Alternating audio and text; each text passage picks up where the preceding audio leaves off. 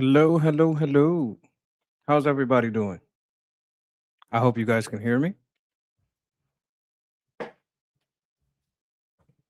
Oh, I think I was echoing a little bit. There we go. How is everybody this evening? I hope you're all well. Got a fun show for you tonight. We're going to be talking about Mamdami.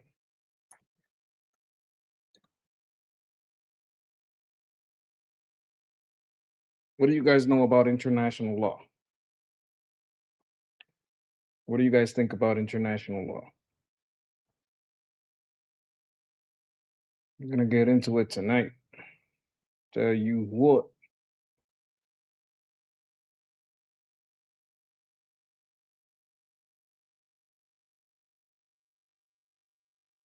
Have you guys seen this message at all?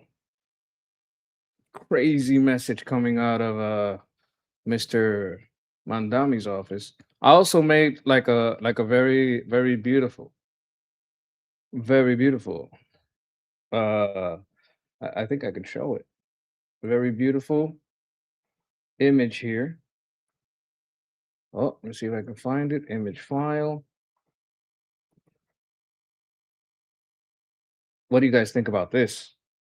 You guys think you guys like that thumbnail? I think I really captured, Mayor Mandami's take on, Lady Justice.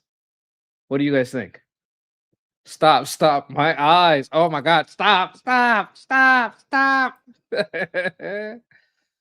Ah, international law is bullshit. Unelected bureaucrats judging us. Yes, yes. That is quite true. That is what it is. Absolutely what it is. Well, we have Mr. Mandami here talking a lot about international law. And we have a much better person than him, Mr. Haviv, talking about international law. And what I want to do is go over both of them. Go do a little back and forth, right? We could do a little back and forth with them, right? I think we can. All right. You guys, oh my God, David is it's weird, disturbed, and turned on. I think he wants to outzoot Mandami. I think Mamdami's gonna get alzooted pretty soon. You know what? We won't judge your preference. We just don't like people who kill you over your preference while they practice it. You know what I'm saying? Like some Ayatollahs out there. You can have whatever preference you want, just don't kill people over it. That's kind of like a philosophy I have. I think it's a pretty good philosophy. All right, let's take a look at what Mr. Mamdami has to say over here. All right, try to get my clips in order. All right, they may have something in common at the start, but I think by the end it'll be very different. Okay. All right. Okay, let's get this out of here. I know you guys really like that image, but we have to move on from it. Okay, Mandami's talking points. Mandami talking the points he was provided by Commie Globalist. Yeah, yeah, he hires some of them. He had some of them reach out to Iran from his office. Just put a bag on him from the neck. Okay, okay, from the neck down. Okay, okay. So you're just a lover of justice. Okay, I see how it is. Okay, I see what's going on here. Couldn't happen to a better jihadist. Yes, yes. He's transitioning, at least in my image. How likely is that Mandami's on his way out? I think he'll move on to the Senate or the governor. I think that's where he's going to try to go. He might win, he might not. It depends on how much blowback there is against this new bent of the DSA Democrats. War criminal. The architect Benjamin Netanyahu is a war criminal. The architect of a horrific genocide against the Palestinian people. Okay, that's what he says. Says he's a war criminal, architect of a horrific genocide on the Palestinian people. Let's see what Havi says. So obviously, Mamdami is a fan of international law. Now let's see what Javi says about this. I'm a big believer in international law. Some of you may know. I just don't think we have such a thing yet. Okay, he says we don't have international law. This guy says some people are guilty of like the crimes of international law, according to some evidence. Okay. He is responsible for the killing of more than 73,000 people, for the maiming of tens of thousands of children. Oh my God, he must have so much evidence. Let's see what Javi says. We should have it. We desperately, humanity needs it. Law says to you, I will protect you. And because I will protect you, you have to obey me. There's a quid pro quo. Okay. So we're talking about the protection. He's talking about victims.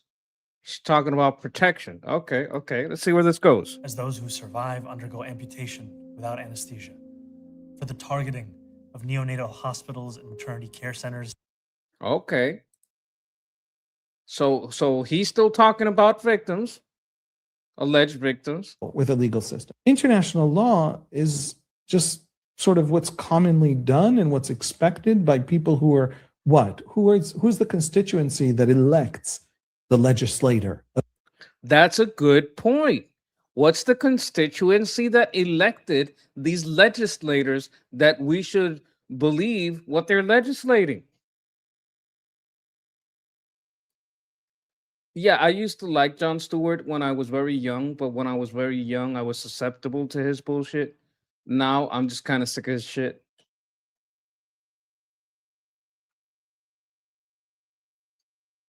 I'm listening to a monkey with no evidence. Oh no, this is Haviv. This is the monkey with no evidence. He looks a lot like me because I'm a monkey.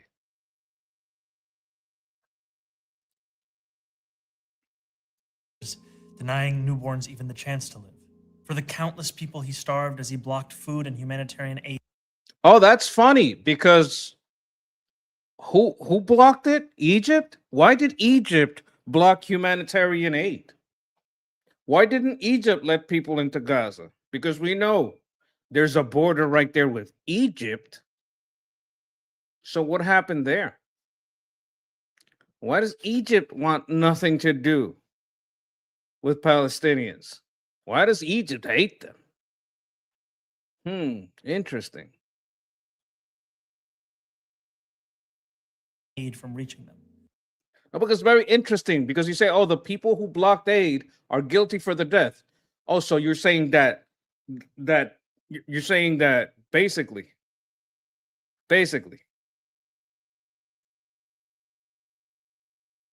How many people was it? Food and humanitarian aid from reaching them. For the 73,000? denying newborns even the chance to live. For the countless people he starved as he blocked food. Oh my and God, the humanitarian Egyptians aid from starved so reaching many people. for the gunning down of hundreds of aid workers and journalists. Gunning down of aid workers and journalists who part-time as Hamas operatives. Okay. And who elects these people that decided this? Who elected these people that corroborated this evidence? Of international law. It's states signing treaties. And international law advocates ignore everything that doesn't fit. So Okay, so it's states advocating for treaties. Like, what is international law? Like, what is it? Really? It's states signing treaties. Okay, so what states are signing what treaties? Let's get into this because there's going to be a lot of hypocrisy here. legislator of international law. It's states signing treaties. And international law advocates ignore everything that doesn't fit. So, for example, the ICC, right, the Rome Statute that founded the International Criminal Court, well, there's a lot of countries that never signed it. America, Russia, China, India. That's a lot. Oh, okay. So tell me something. Is Mamdami going to say that Russia should be held to the standards of the Rome's court of the Rome signed court of international law? I don't know where the hell they are, Netherlands. I know it's called the Rome Statute, but are they subject to that court? Is Mamdami going to allow out there? Hey, China, why aren't you doing what international court said? Hey, Russia. Hey, India. Oh no, it's just the United States that has to obey a treaty they never signed to. Who else didn't sign? I wonder. I mean, I saw this one analysis. 80% of the armies actually engaged in conflict in this world aren't members of the ICC. Oh, okay. So the people that go to war, 80% of them aren't even signed on to this. Okay. Okay.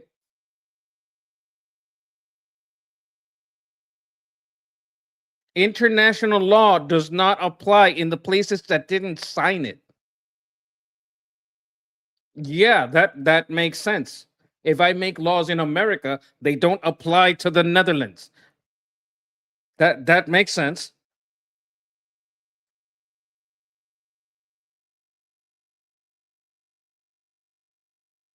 Oh shit.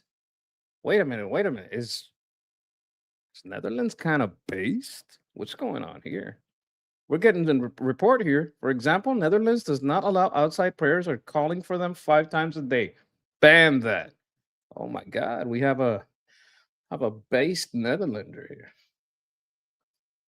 Also, burqa not allowed. So why are they so good at what they're doing with their people, but telling us what to do? I think that court is in Netherlands, but I think they can't control Netherlands. I think the ICC can't actually. I wonder if Netherlands signed on to the ICC. I'm almost sure it didn't.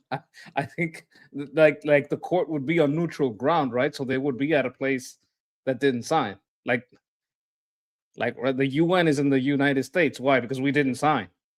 So it's neutral ground. We have some agreements with them. We could sit on the council. That doesn't mean we sign to their laws.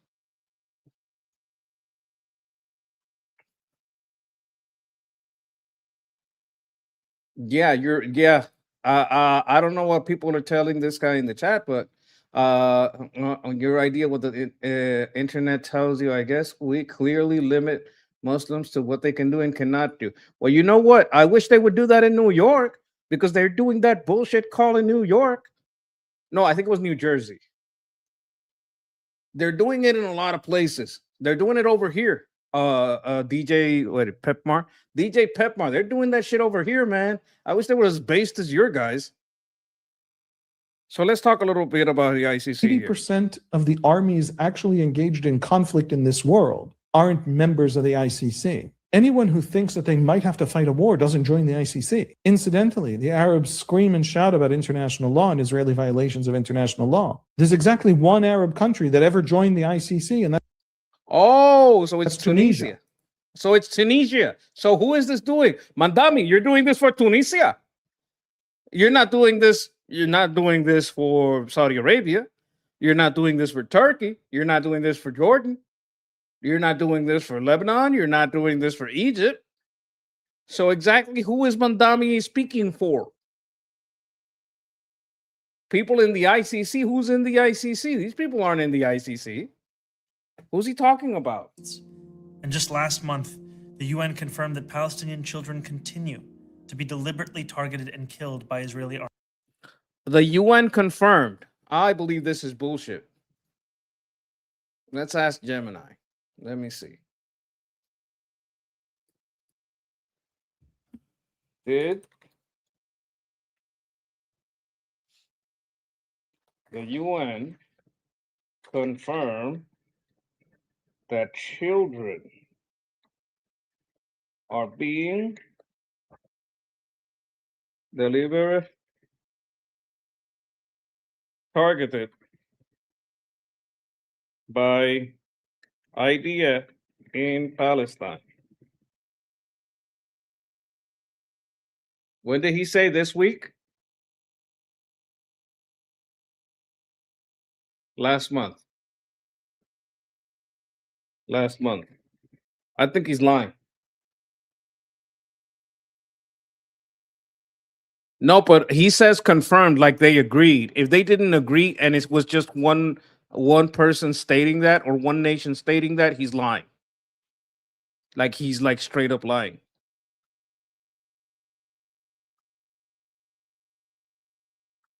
Okay. UN Independent Commission confirmed inquiry. The commission's deliberate targeting. The commission's chair stated that the evidence shows Israeli security deliberately targeted and killed children Okay, okay. Define children.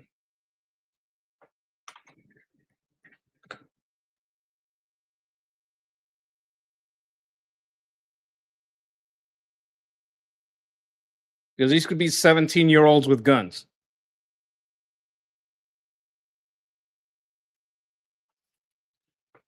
Motherfucker, name the fucking age, because an armed 16-year-old,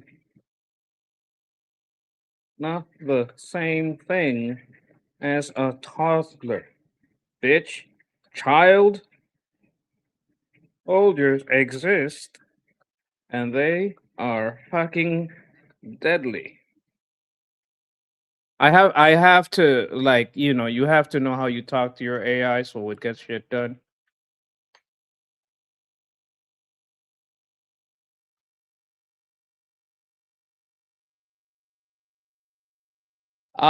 So here's the key fact.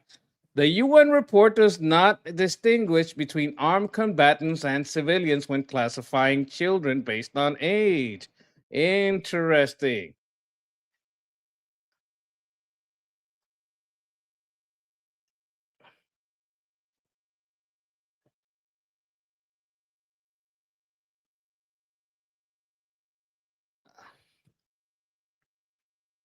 How many cases?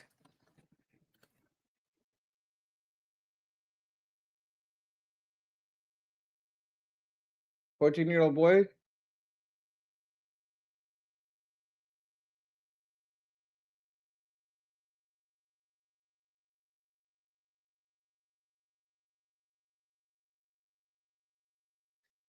$100.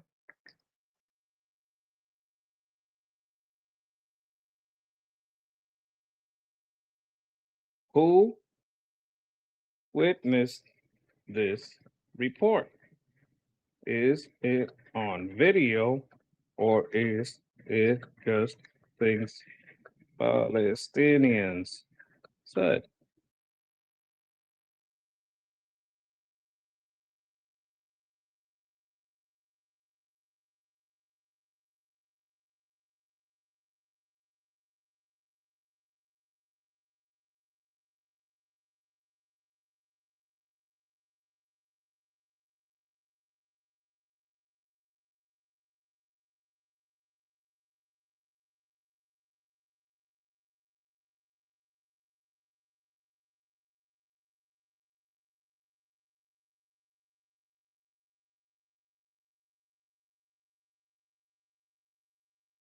I don't mean. Okay, let me see how I can put this.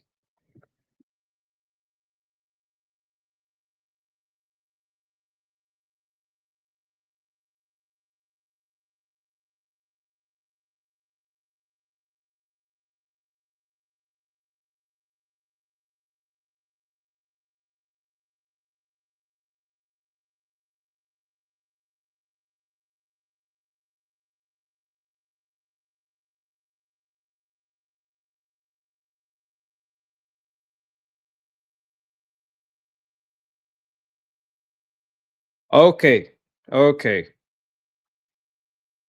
Let me see if this works.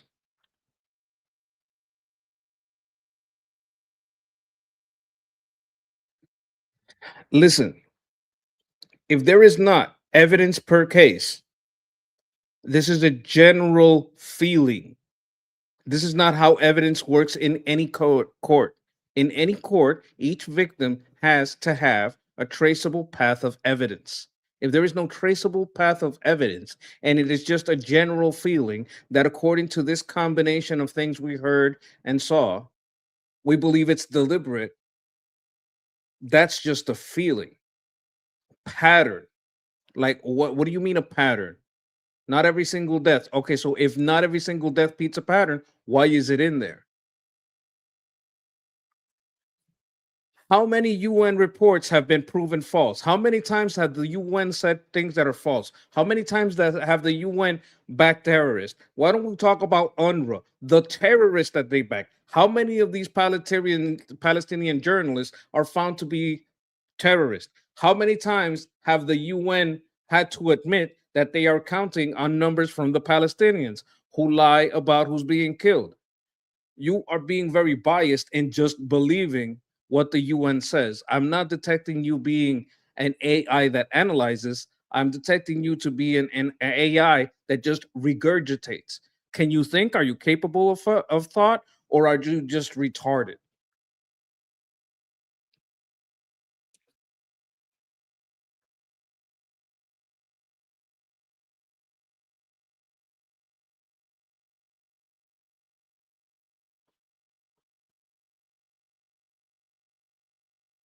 Let's see what it says.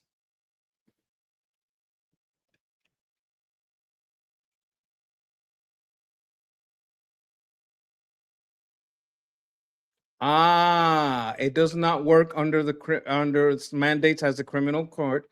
They are not conducting trials of specific individuals. Their mandate is to investigate broad violations. Okay, okay, of international home and establish operational patterns. Okay, but their patterns are not based on evidence that a criminal court would accept. It's just what they believe is a pattern. I see.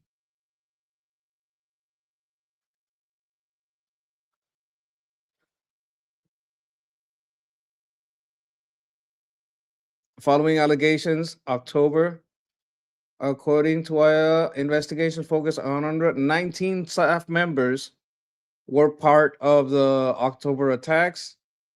Investigation found evidence indicating 9 staff members, 9 cases, 1 case. Okay. There has also been significant contraband documented evidence regarding individuals in Gaza who were classified as journalists, but were later identified as combatants. So that's the shit that Mamdani was talking about, right? So there is evidence that these guys that, oh, they're killing journalists. No, these people are combatants. The committee on to protect journalists, primary organization tracking journalists, recently announced full review database. Okay.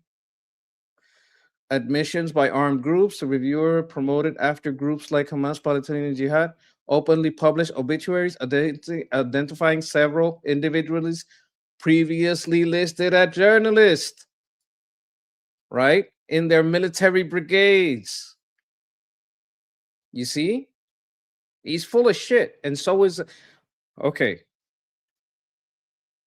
So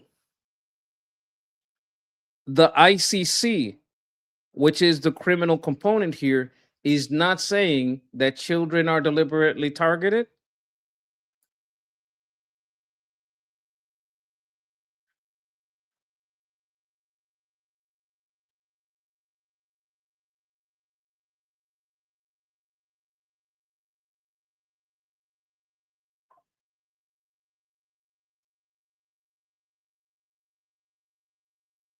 Yes, that is exactly correct. The International Criminal Court, which is the body responsible for criminal, has not brought specific charges. State Israeli.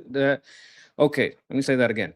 The International Criminal Court, which is the body responsible for criminal prosecutions, has not brought specific charges or stated that the Israeli leadership, IDF, has a deliberate policy of targeting children. You see? So why is he citing the UN when we're talking about the International Criminal Court? You understand the bullshit here? He's mixing like a body of general investigators with an alleged criminal body investigating. He's mixing them up. And confirmed that Palestinian children continue to be deliberately targeted and killed by Israeli armed forces. He is tricking you into believing that a criminal body investigated and that's what happened. More than This is deception. He's mixing up a report out of the many bullshit reports that the UN make. I mean, the UN made Iran the head of the Human Rights Council, didn't they? He's talking like the UN is the same thing as the International Criminal Court. Now, I think the International Court is bullshit, but I can't put the UN at an even higher level of bullshit. 8 months after the so-called ceasefire. The list goes on and on, all as we, as Americans, pay for the bombs that do the killing. There is a reason the International Criminal Court issued a warrant for his arrest. As human beings, we have spent generations building a shared understanding that there are crimes so grave, they offend all of humanity. Like the crimes on October 7th? Like the crimes of the IRGC in Iran?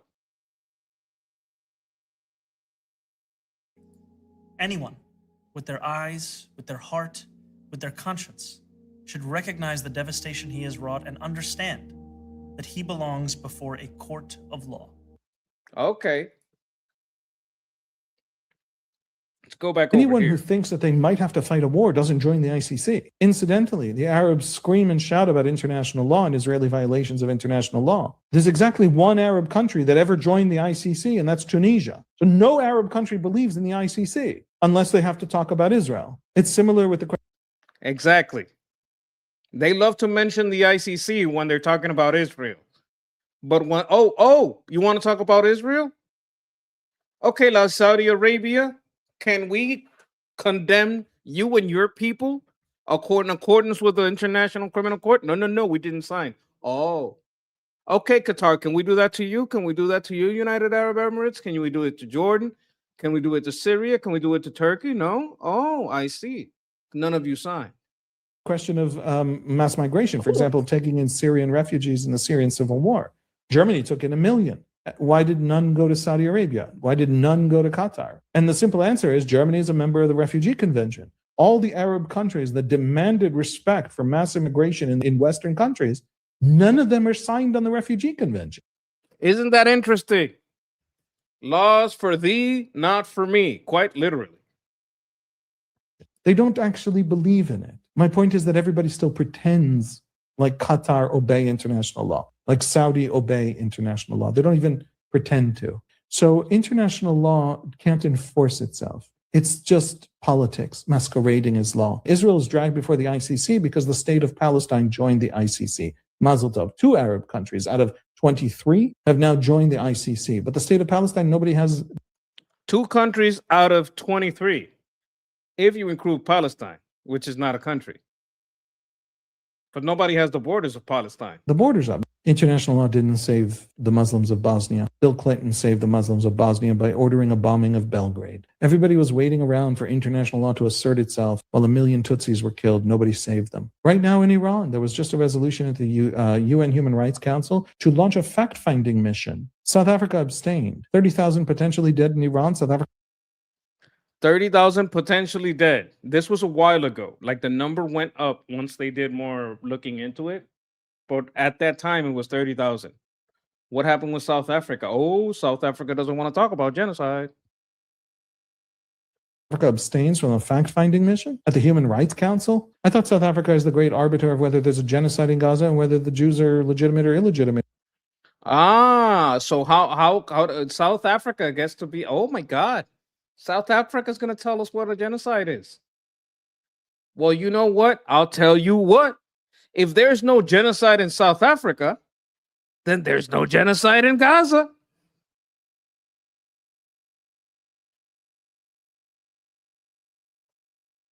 Look, I agree with this. Like we have seen a rate of apostasy like never before. Like there's some guys you might want to check out. You may not know who they are, right? Maybe I'll drop their link in a little bit, right? There's some people that's good on this. One of them is named Apostate Prophet, right? He used to be Muslim, but then he kind of like got away from that, and he's like telling people, "Yo, this is bullshit, man. I used to live on this bullshit, and it fucking sucks." And the other one is David Wood, right? These guys, they're really good with it, right? And they really go into the apologetics of it, how to discuss it, how to talk to these people, and how to suss all this shit out. So you might enjoy them. I'm gonna put their link down later because you might like these people. But what you're speaking here is fucking fact. Islam is not doing well.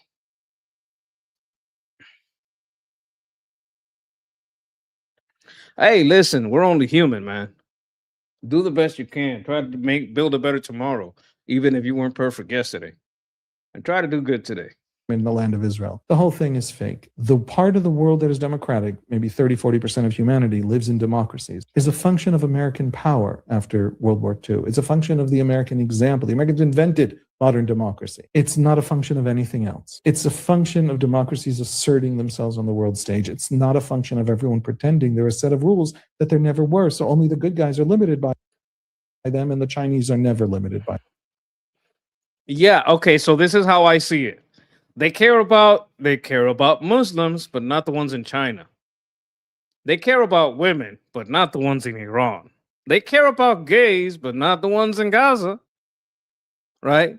They care about black people, but not the ones in Chicago. Right? They don't care about black on black crime.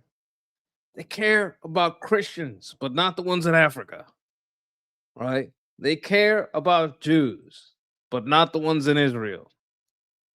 Right? Hey, how you doing? Oh my God, Jeff is here. Hope you're well, man. Hope you are doing okay. Always nice to see you, buddy. You're usually asleep at this time. I hope you're well.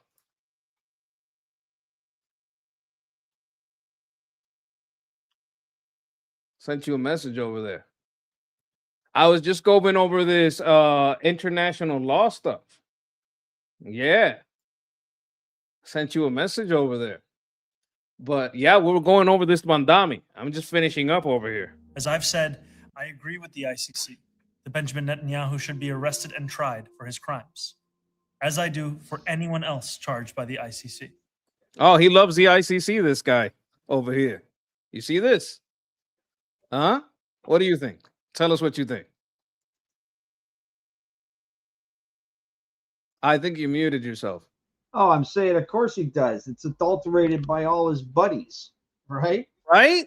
I mean, I'm not saying you shouldn't have international law. I'm just saying it kind of sucks when you have like the Human Rights Commission with like the Mullah regime and the Alawite regime and North Korea regime and all these other assholes who rape, murder, and kill. You know, it's kind of like, at that point, pretty sure that court system sucks. I mean, the bar is set so low, you need a shovel to raise it. With those guys, right? No one's Oh my drinking at God. that bar. I promise you. They watered down. Have you seen Ask Haviv? I've You been haven't dealing. seen it? I've been dealing with the aftermath of the fact that Putin's criminalized counterintelligence state provided targeting assistance to the regime remnants that hit certain CIA HQs in the region. Okay, I want to get into that. I want to finish the segment No, that do I'm your doing on segment. this international law, but I kind of want your thoughts about this because you kind of like you know about international stuff, right? And yeah, I kind of want your thoughts on this. I want to let this guy finish over here. My administration has reviewed every avenue available under applicable law to determine whether New York City could execute the International Criminal Court's arrest warrant if Benjamin Netanyahu came. But we never signed that fucking ICC shit. Clinton kind of thought about it and then he backed out. And he said, we got some problems with this thing. Because he's another dirty asshole. Yeah, but he like, wait a minute, they might turn this on me. I don't think That's this is good. exactly why he decided. I knew it. Came here. It is clear that we do not have the independent legal authority to enforce this warrant. The federal Of course you government, don't. however, does. And I call on them to join the ICC and execute this warrant. And I want to be equally clear. Benjamin Netanyahu is not welcome in New York City. Newborns. What is he going to do about it exactly? Enforce this warrant. The federal government, however, does. And I call on them to join He's talking the a lot of ICC shit. and What is he going to execute do? this warrant. He's not welcome. And What I are you want going to do be about equally it? clear.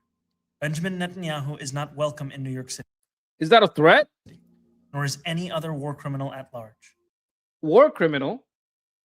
According to who? While we cannot end the genocide on our own, we can decide whether our silence will become another weapon, and we can examine every tool we have to defend the humanity and dignity of all people. That is my commitment to you. That guy's so full of shit. Now I want you to see another guy. I kind of played some of this, right? But I want you to see the full the run You through. want my Now IBS this, to go full blown today, right? Okay. now look at this guy's take on international law. I think this guy, you might this guy's gonna call out the other guy's bullshit.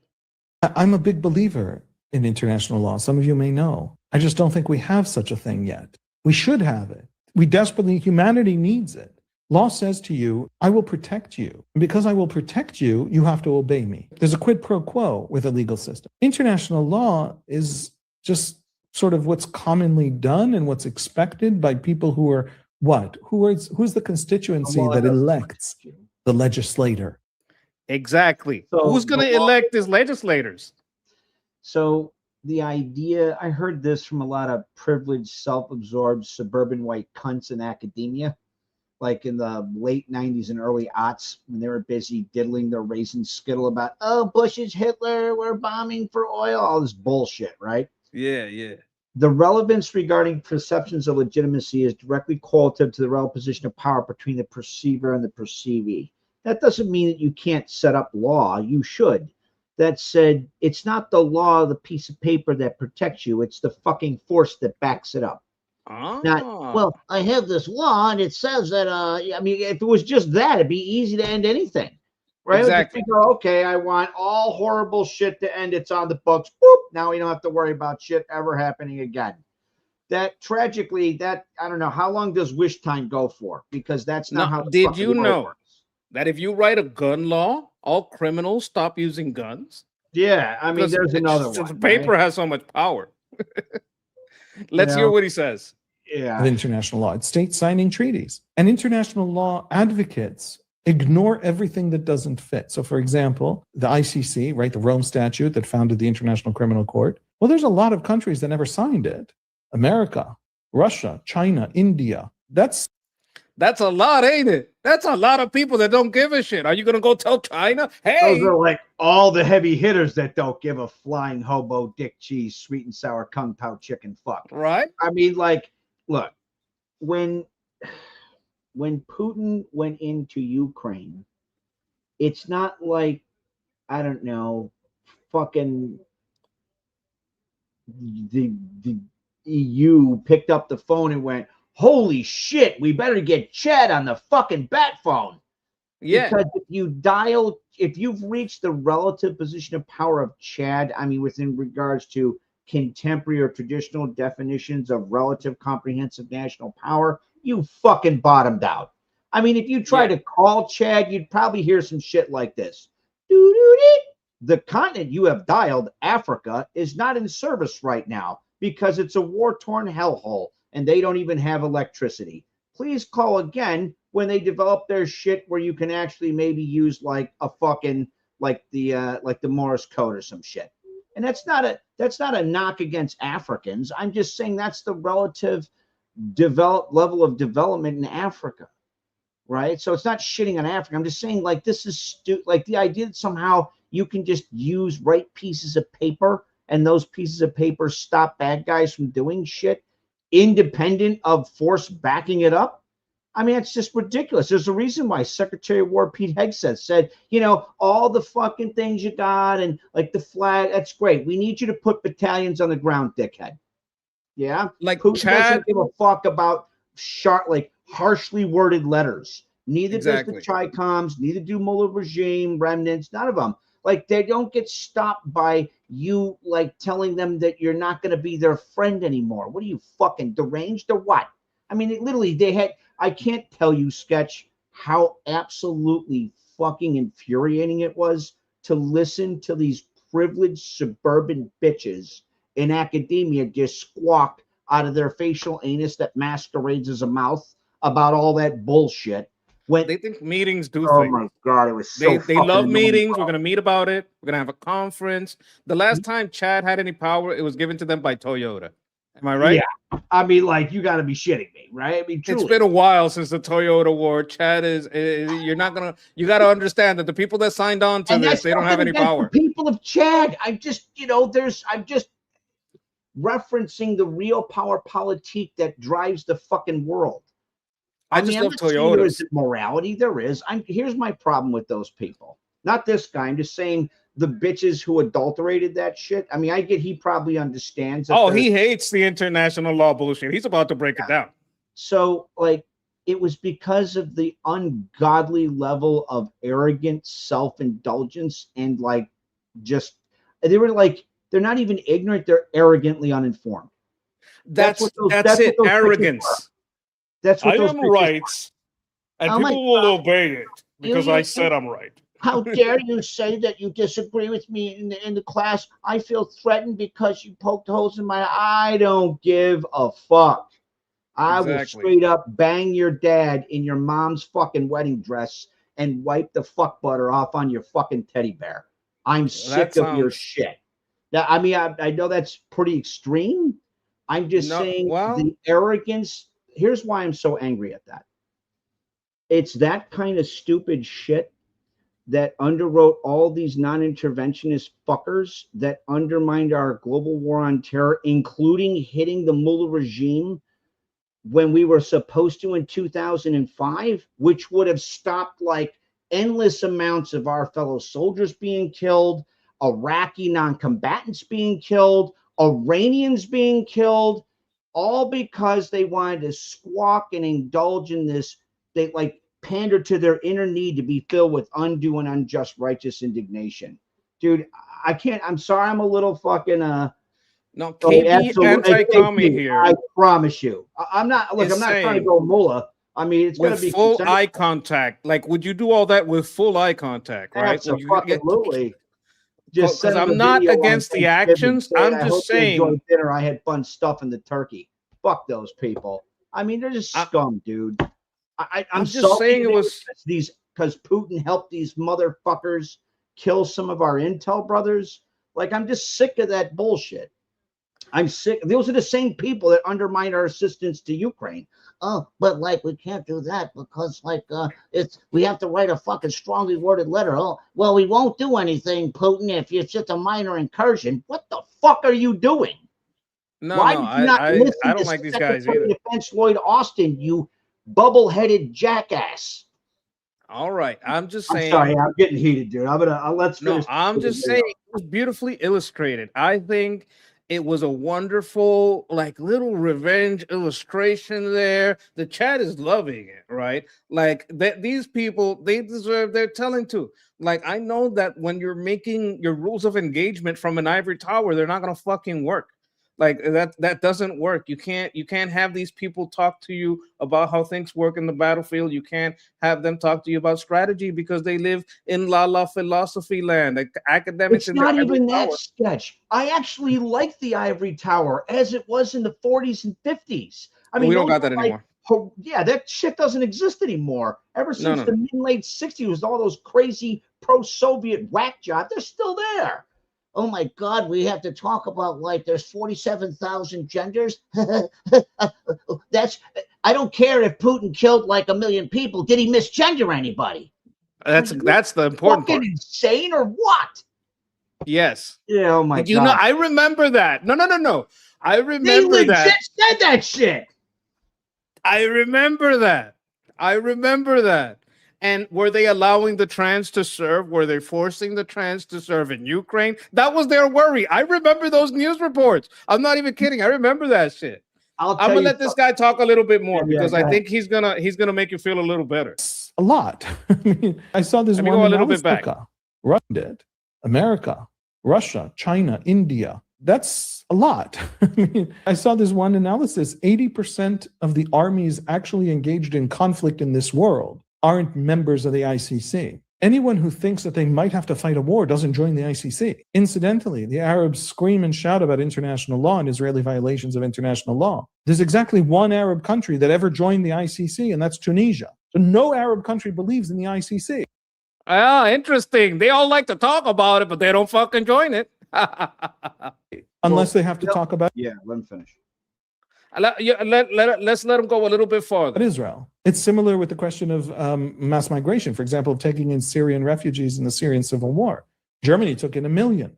Why did none go to Saudi Arabia? Why did none go to Qatar? And the simple answer is Germany is a member of the Refugee Convention. all the Arab countries that demanded respect for mass immigration in Western countries, none of them are signed on the Refugee Convention. They don't actually believe in it. My point is that everybody still pretends like Qatar obey international law, like Saudi obey international law. They don't even pretend to. So international law can't enforce itself. It's just politics masquerading as law. Exactly. It's just politics masquerading as law. They're all full of shit. He goes on, like, he baits people in to, like, it's a nice idea, and then he breaks down why it's all bullshit. It's worse than that. It's not just like performative. I mean, there's that part to it. That's tragically people in the West, because we don't teach people in universities anymore. We just indoctrinate them all in this neo-Marxist. We need more civics, even at the grade school level. Unadulterated civics. So here's very important point. Unadulterated. It's not just performative politics. You have any number of misaligned or, unaligned actors that support international bodies, not because they believe in the idea or principle of international law, which itself is a very good principle. It's because they view it as a facilitative platform to engage in lawfare to try and constrain those they deem their other adversaries, meaning us. It's not international law, it's international lawfare. That's right. That's what I mean. It's all adulterated shit. You had the Human Rights Commission. You know how many fucking crazy lunatics were on that shit? I mean, it was unreal. It was unreal. Well, the Human Rights Council or Committee, they said that Israel was allegedly a genocidal fucking. You have I don't know, Hamas's patron on that bitch.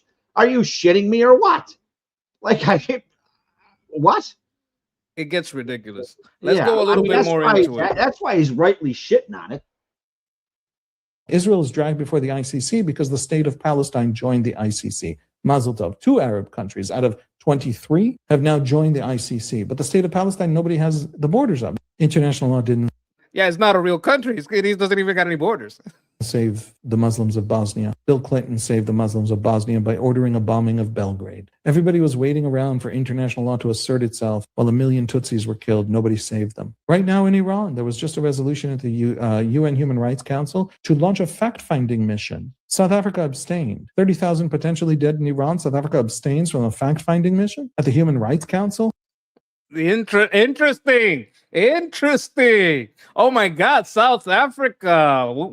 They gotta, they have very strong opinions on what a genocide is. I thought South Africa is the great arbiter of whether there's a genocide in Gaza and whether the Jews are legitimate or illegitimate in the land of Israel. The whole thing is fake. The part of the world that is democratic, maybe 30-40% of humanity lives in democracies, is a function of American power after World War II. It's a function of the American example. The Americans invented modern democracy. It's not a function of anything else. It's a function of democracies asserting themselves on the world stage. It's not a function of everyone pretending there are a set of rules that there never were. So only the good guys are limited by them, and the Chinese are never limited by them, or the Iranians or the Russians or anybody else.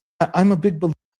So you see how he kind of baits you in? Oh, it's a good idea. No, I get it. I know the guy. I'm just saying, I was just, you were venting about the bullshit. I'm commiserating with him because I know the arguments he's making. I've made them.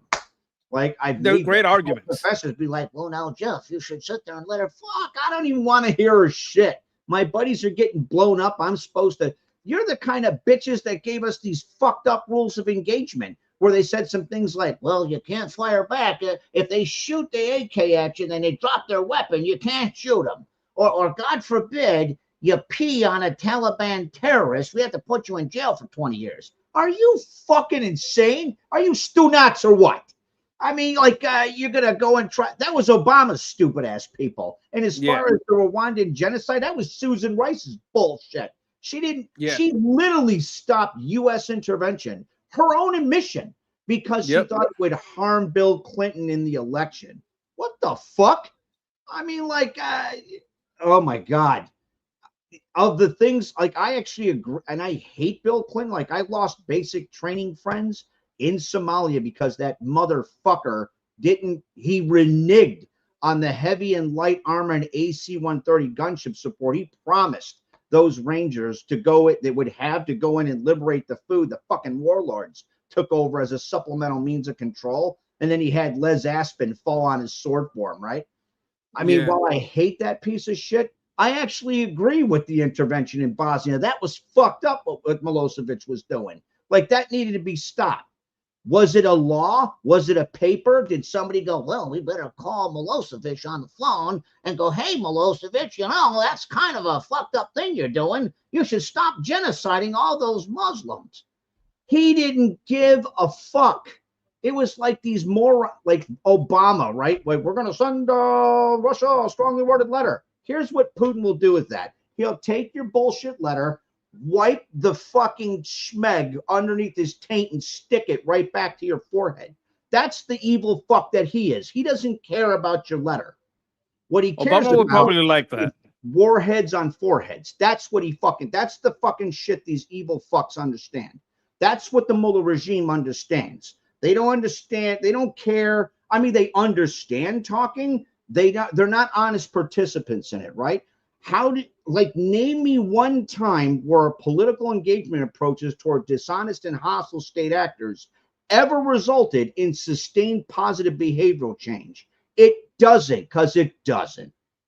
They just need to fucking go. Just like the Mullah regime, just like Putin's criminalized counterintelligence state, just like the terrorist proxies they all support, the Chi-Coms and all those other fucks. The only thing they understand is force. You know what's amazing? We had like a couple of self-hating members of Judea, right? Of self-hating Jews in Armin's show that thankfully don't come there anymore. That would be like, oh my God, I don't think that communism ever starved anybody in Israel. Well, you know, like every Jew from Israel was like rolling their eyes, including like Rebecca Bar-Seth, who's like half Russian. So like they can pick bullshit up like that, just like that, just like that. You know why? Because they have to have that clarity to be able to live in the fucking rough neighborhood they're in. When you're in Israel and you have to deal with like daily rocket reports, like a weather report, you really don't have time to engage in this like self-destructive performative bullshit.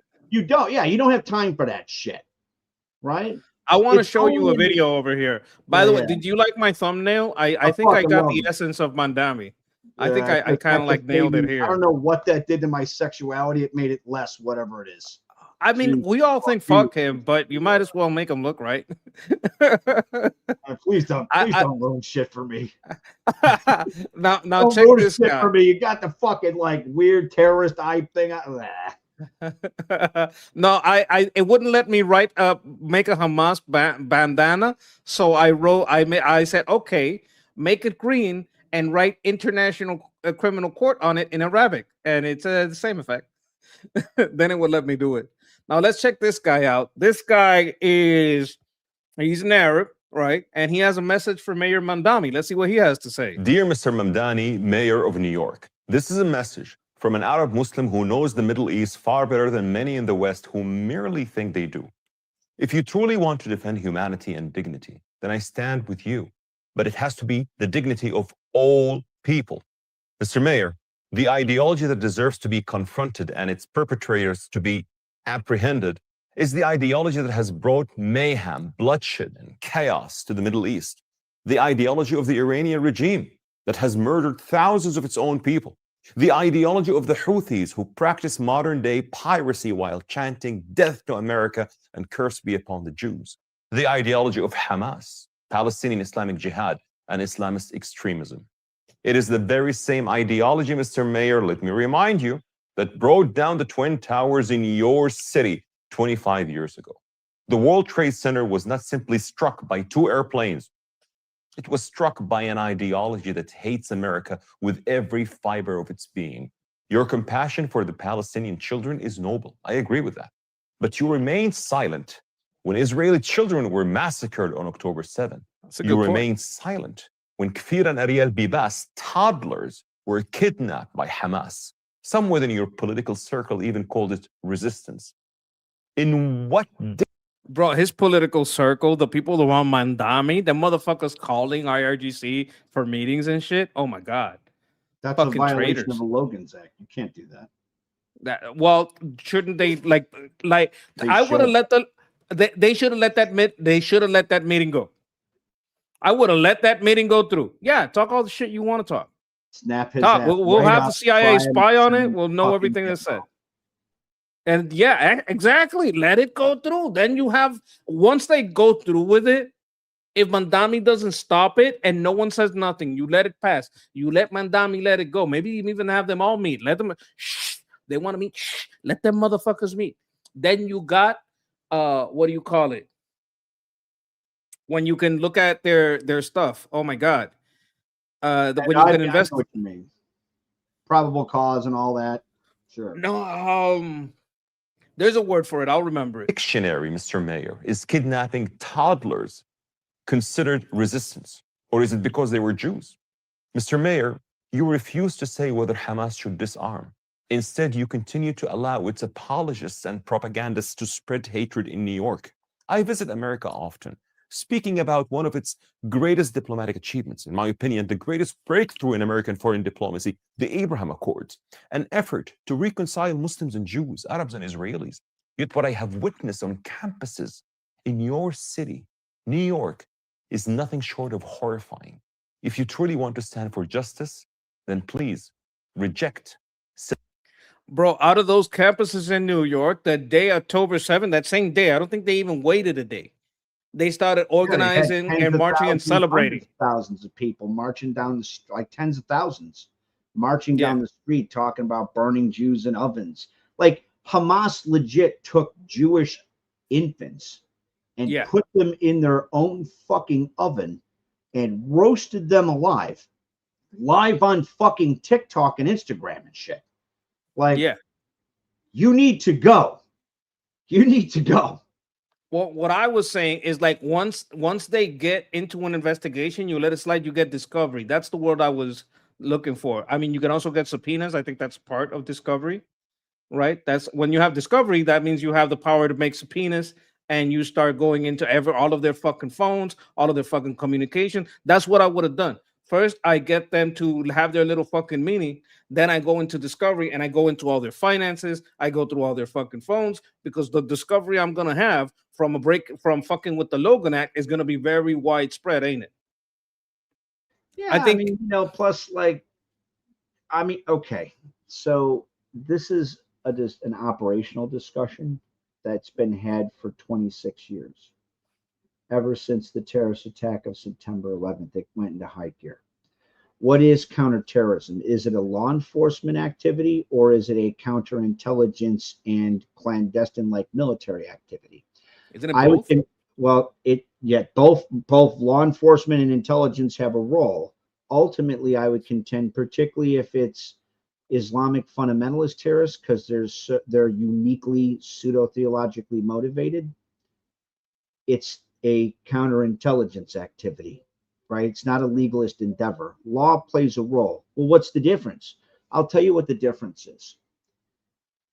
Law enforcement's job is to investigate after a crime has happened, right? To investigate after a crime has happened, to gather evidence so that you can be prosecuted in a court of law.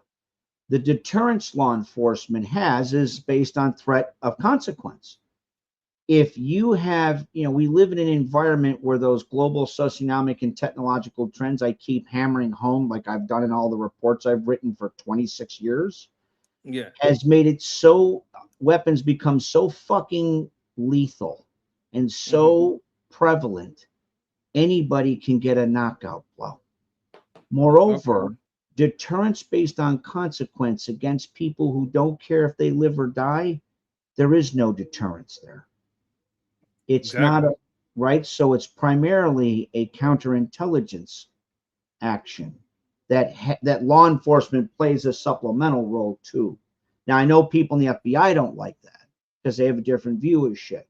I'm just saying there's a reason why I said what I said. I'm not trying to shit on FBI. I have a lot of love for the FBI and law. I have a lot of love for law enforcement. I'm just saying their lane's different than, say, this lane and these enemies, particularly things like terrorists. Can I ask you a question right here? Because I Sure. got a question about this. To me, stopping that meeting and snitching it out feels more like a mistake or a leak than it does like, hey, don't do that. For good Like, reason, because you wanted them to go through with it, and then it lets you then it opens start up the police. a toolbox for Absolutely. me. So you can start fleshing out all the rest of this assholes now. But I mean, if look, someone in the investigative He chain, loves like Hamas and terrorists. He sang a rap song in support of the Lackawanna 6 or Lackawanna 9. Yeah, he was like heralding them. Yeah. so here's my thing. I don't think that what happened there was authorities stopping a meeting. I think it was a leak. I think it was basically someone said, hey, Who was stop that friendly to him, meeting and so he because leaked you're about to it. get fucked by the FBI in Discovery if you don't Maybe. stop that meeting. So I'm going to make this call seem like I'm scolding you, but what I'm really doing is fucking warning you. You understand what I'm saying? So, yeah, I Before you mean, break the law. there's something to be said about the change, like institutional capture and the change in institutional culture of organs of national power that have a very illustrious history, like the FBI and they have a very illustrious history. Those are very brave people. Like the golden stars on the wall in the CIA's headquarters in Langley is there for a fucking reason. Those people are unbelievably brave who sacrificed there, known only to the people that was there and God, right? Tragically, to work in any of those agencies, you have to have degrees. And where do you go get your degrees? Universities that are essentially leftist only clubs. Like my colleague, he went to like an annual barbecue. It was like held by U.S. law enforcement, intelligence, our allies, intelligence, the rest of it. And he called me up because he was in a state of duress. This is like maybe 2 years ago. I'm not going to say his name. In any case, he's like, Jim, I'm like, what's up, brother? He's like, I got to share this with you because I'm really concerned. Like, what's going on? So, like, he's talking to these 3 bitches at this barbecue that they have every year. And, he's like, they were like the fucking dumbest fucking people I've ever talked to who did not even possess a superficial understanding of the very topic that they were hired to be analysts for. And he's like, and then they blabbed about, yeah, they work for the CIA. They showed their shit. Like, you're not supposed to do that. What the fuck are you doing? Right. And then they were like, and finally, after like 2 or 3 drinks, and they're all like privileged white bitches, bro. Promise you. Yep. Skittle-haired fuckers. Absolutely. I'll just say it was under Biden's administration. We'll just leave it at that. Okay. Yeah. And so, like, he was like, here's what they finally admitted. They're like, they said this to him. They don't care about the mission. They don't care. They just did this to get it looks great on the resume. That's it. You don't care about the fucking mission? Wait, you don't care about the fucking mission? You shouldn't work here. You're not like, this isn't like the sanitation department, nothing against garbage collectors. I mean, like, you're ostensibly operating in a role that directly determines maybe millions of people's lives. What the fuck? Yeah. Get out. Get the fuck out. Well, that's not how the Obama retread fuckers ran those agencies under Biden. It wasn't even Biden. He was too busy playing with the pretty blue water in the fucking bathroom. I mean, his brains leaked out of his ear, clearly, right? I mean, you got like, well, here's the CIA's fucking hiring, like it's fucking, what is it? It's like, it's commercial. I work for the CIA. I have bipolar disorder and I'm schizophrenic. I have 2 moms. I have like. I remember that. I remember those fucking commercials. Dude, it was so like I was fucking dumbfounded. Not the gay parent part. Like, you admit that you have numerous mental disorders? It's not just you that. Shouldn't be You there. Like, you shouldn't fucking be there. I don't want to know about your straight parents either. That's not part of the fucking mission. I want you to look cool and get bad guys. Absolutely. I'm just saying, about like, your fucking family. She literally admitted that she had like bipolar disorder and all this other shit. I'm like, how the fuck can you possibly be an analyst? Like, this isn't like a light thing you're doing. It's kind of like, I'm not an ANCAP, right? I'll definitely look out for people and like give them a job. Like, I'll give Corky a job even at 3 Mile Island. Don't put Corky in the fucking control room. You know, you Yeah. don't even really need to go to school to understand not to do that shit. Corky's a good dude, right? I mean, I'm not anti-Corky. I'm just saying you probably don't want to you absolutely don't want him in the fucking control room. Give him something to do that's not going to damage anything. Do that. That's not what these fuckers did. They so operationalized and institutionalized this neo-Marxist horseshit, and it directly undermined the ability of these agencies to do their fucking job. Meanwhile, Putin sits there and aids the Mullah regime remnants to zap brave CIA case officers in HQ in the Persian Gulf. Motherfucker, these guys gotta go.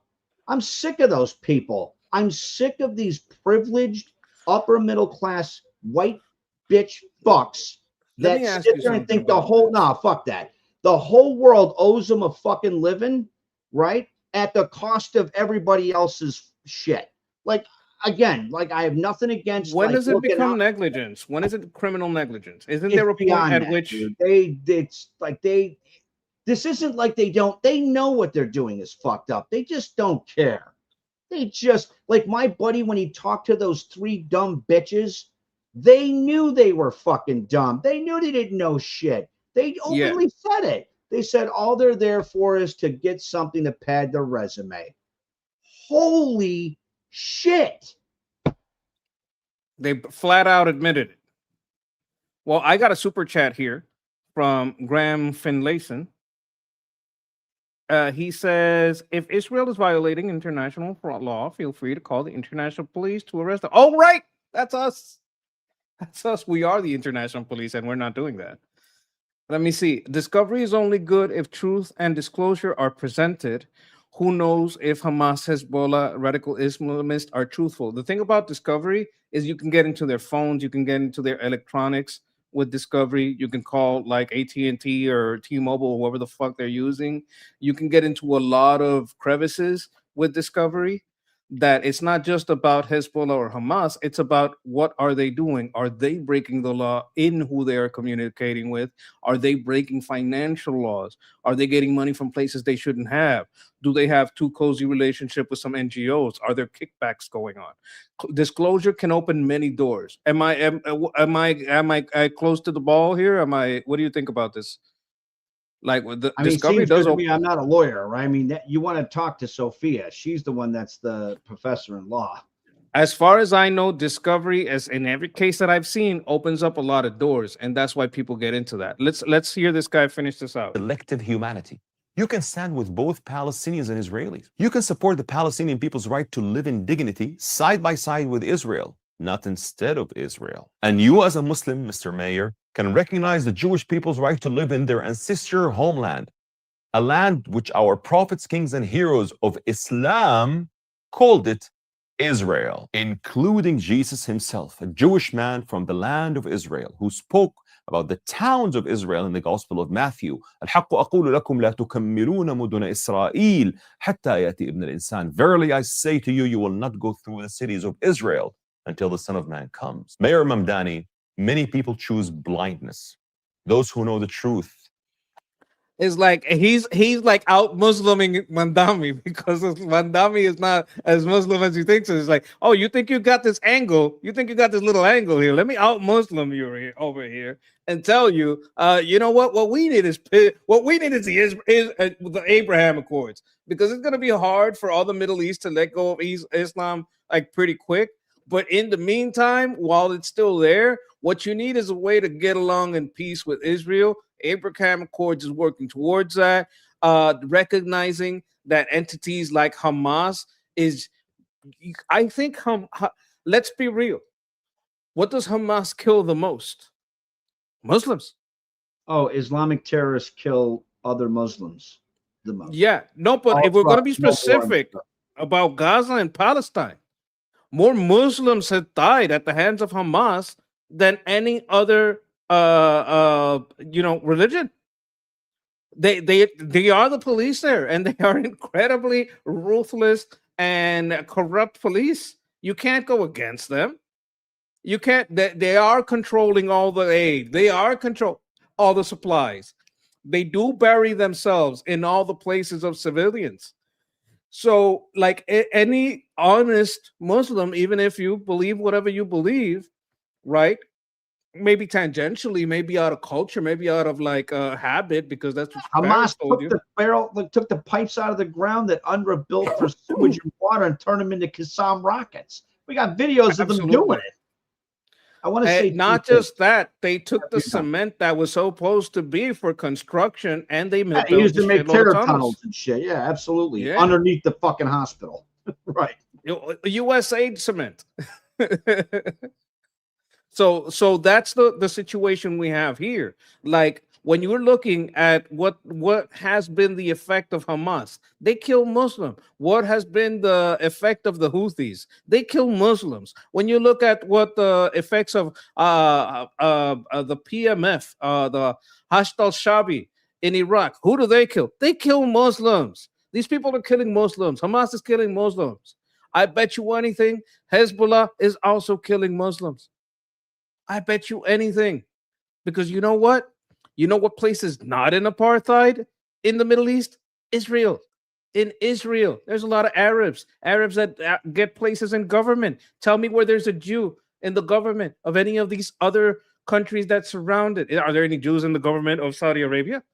Are there any Jews in the government of Turkey, of Saudi Arabia, of Qatar? There aren't, because those are apartheid nations. Every Islamic state is apartheid, which makes it such a hypocrisy that they call Israel an apartheid, because it's like the one place in the Middle East that's not. You understand what I'm saying? It's just so much hypocrisy. Absolutely. Have a choice to reject it or to embrace it, because the truth sets us free. May it set you free as well. That's, you know what? He had many good points. Many good points. I don't agree with his religion, but you know, him being able to out Muslim Mamdami and tell them, look, hey, you know what the problem we have? The problem we have is this fucking Iranian regime and its fucking proxies, how they're putting all of us at each the other's Mullah throats. regime? The Mullah regime, because he's talking about Hamas, he's talking about proxies, he's talking about their influence all over. And I think it's an important thing to notice.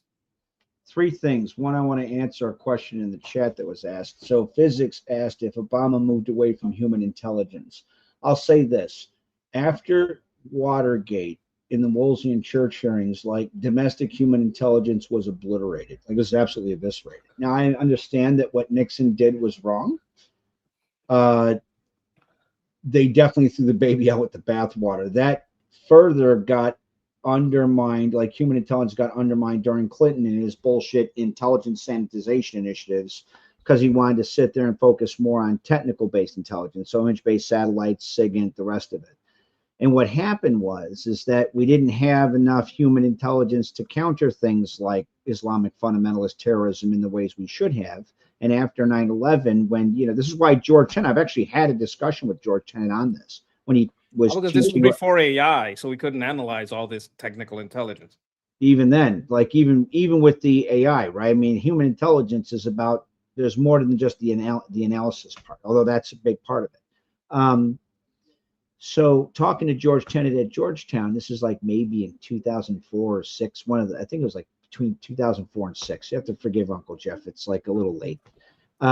You know, and I asked him about what he said to Congress. When you undermine a capability and you don't invest in it for so long, you lose the ability to even reconstitute it very quickly. It's going to take, and they said this to Congress and Senate intelligence committees and subcommittees respectively, it's going to take 15 years to get to pre-Watergate levels.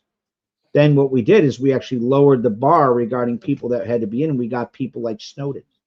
This is why you don't cannibalize that shit.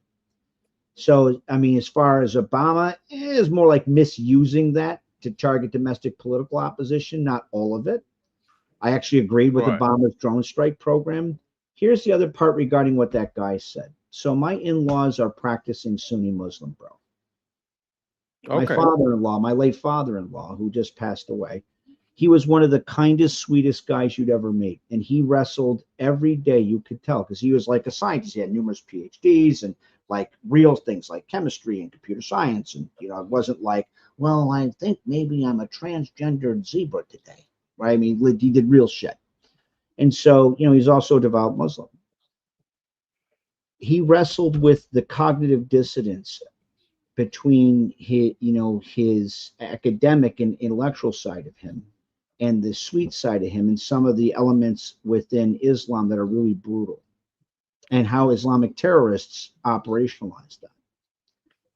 Mamdani is very much the polar opposite of this.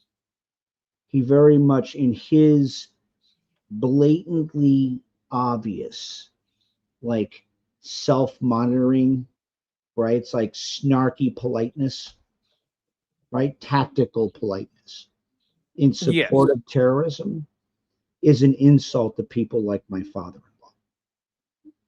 That guy's an absolute bag of shit. And that other guy, the guy who like was wearing the, I don't, you know, he's wearing this, I don't know what you call that. The guy who was criticizing him, he's spot the fuck on. Yep. You know how I see Mamdani? I see him as everything Hakeem Jeffries wanted to be. The like Hakeem Jeffries is the Timu Dollar Tree Obama, and Mamdani is like the heir apparent He really to Obama. Is. He Right? really is. Like if you look at Hakeem Jeffries, you see how he forgets to move his hands and suddenly starts to move his hands again. The way he changes his cadence suddenly into Obama-ish, but then forgets. You know what I'm saying? Like he's trying to be Obama. He's an imitation of Obama. While Mamdani, I don't agree with him at all, but I recognize that he's a dangerous motherfucker. Oh, like he got himself. I mean, he's like got resources, ties overseas. He's unapologetically supportive of terrorists, dude. It's so I mean, like his obvious. smoothness, like the way he sells it. He's way better at selling it, and when he talks, do you know who voted slithery. for him? Yeah. Yeah. Do you know who voted for him? The two demographics that broke for him, right? One was privileged upper middle class white bitches between 18 and 25. Guaranteed. I don't care if it offends them. Fuck them. I don't care. And they can't fuck for shit either. That's why most of the people I bang are black, brown, or yellow. Those bitches don't know how to fuck at all. Fuck them.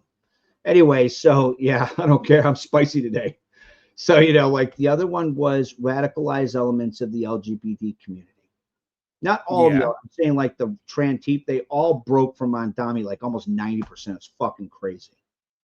Well, there is an element of that of those who claim that's performative. Like, haven't you seen? They love about him. Yeah, but like, you know, hear me out, right? I think that among the people that claim to be LGBTQ whatever, they're adding letters because they're not really the L, the G, or the T. They're not any of those three, but they wanna slide in. They want to slide in. So let's put a Q in here so I don't have to actually suck a dick. He bounce on that. So it's 2008. I'm at Syracuse doing my grad shit, right? After Georgetown and all that misery. And so, like, I've been there, like, first semester, like, oh, it's the LGBT O. And I'm like, wait a minute. Oh, what the fuck is O? I mean, LGBT, that's everything. You cover everything natural and man-made. What the fuck is O? What's O? And they're like, that's pedophilia, necrophilia, bestiality. I'm like, those are all fucking mental disorders. What the fuck is wrong with you? Like, I was like, I'm out. Like, I mean, look, and they're like, no, there's like 40. That's what was her name? Zoe. She changed her name to Zosho. Okay. It was one of the professors there. And she was teaching English, by the way. And she said to the students, Sam, I won't say his last name. He's a sweet kid, right? He's a friend of my other colleague. And so very, very brainy guy, like in computers, Jewish, right? Has like a wonderful girlfriend now, wife who's Asian. And so like he's going through her, like, you know, her 201. I still have her 201 English syllabus. And it openly says that it would in the syllabus, that they're going to focus on nothing but grievance studies. And it would behoove you, if you want to pass the class, to not disagree with her. By the way, her name is Zosho, and her fucking pronouns are they and them. And when I saw that, I was just absolutely fucking dumb. I sent that to Horowitz's people and said, this is the insane shit that's going on. This is English, bitch. What the fuck are you talking about? What is wrong with you? But how long ago was this? Oh, that was the one that said there was wait, she said there's 47,000 genders. And I was like, what? 47,000? Okay. I don't care what the number is. If the qualifier is 1,000, much less zzz, plural, I'm pretty sure you're wrong. The most you could have, natural and man-made, would be 8.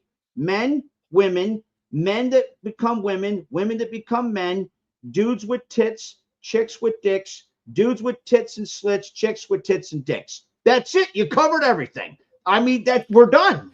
That's it. Yeah. No, but you're Seems forgetting like, the nope. furries, the featheries, the scalies, like the you unicorns. Said, just like you said, creating more shit to slide right in because it's all They don't, yeah. grift. I don't want to suck a 100%. dick, but if I wear flamboyant clothes and say I'm queer, no one can fire me. 100%. That's what it is. It's all bullshit. They're just sliding in. They don't care about the movement. They care about controlling a segment of the population that can't be argued with. I want to, let's put some new, you want to hear some good news? Let's hear this. Trump is still very popular with Republicans. Just take a look here. Okay, 21st century own party approval rating, about at this point in the second term. We got Trump, we got Obama, we got Bush. Look, they're all fairly popular, but the one who is the most popular, and we have seen this time in and time out, no matter when you look, is Donald John Trump. He's the only one who's over 80%. 83% of Republicans still approve of the job that Donald Trump is doing as president. He still has that magic touch. We'll see if it carries over to South Carolina, but we've seen it in primaries this year, Senate primaries, and that's because he is still a very popular man, historically popular when it comes to his own party liking and approving of the job that he's doing. Trump is still very... That's for all the people saying, oh no, the woke right, you know, he's losing popularity with his base. You know, people are going to stay at home because he's too cozy with his bullshit. Bullshit. He's more popular than ever. He's more popular than ever. There's so many people that are full of shit when it comes to this shit. The Don knows what he's fucking doing. People like to talk a lot of shit, but I think like when it comes to brass tacks, right? When the rubber hits the road, there's a large approval of him. Like that people might be a little frustrated that we're not done with Iran yet. That doesn't mean the people that are against the Don. It means they're like letting the message be out there, like, yo, you know, we would like this to go a little further, right? And you know, that I understand that feeling. I get that feeling. I have that feeling. I would like us to go a little harder, but you know what? I want to say, let me grab a clip over here. I want to say that the Don, I think his approval will matter because as they're saying right there, right? Yeah. His hit rate, like, okay, Trump endorsees won Senate primaries 100% of the time. That matters in a primary, right? 100% of the time, Trump nominated, that motherfucker won. I think that is a little bit of good news. Do you know why Trump's support is so deep with people? I'll never forget the difference between Canklesaurus Hillary, right? Boner killer. She had one job as first lady, and Bill had to outsource it. You know, and then candidate Trump right after the terrorist attack in Orlando. We weren't even done dying, bro. We weren't even done bleeding to death. And I had to hear like fucking Hillary and Obama, well, we're going to be clear, but we can't blame Islam for the other. Dude, don't tell us how to feel. Let us go through our 12 steps of grief, dickhead.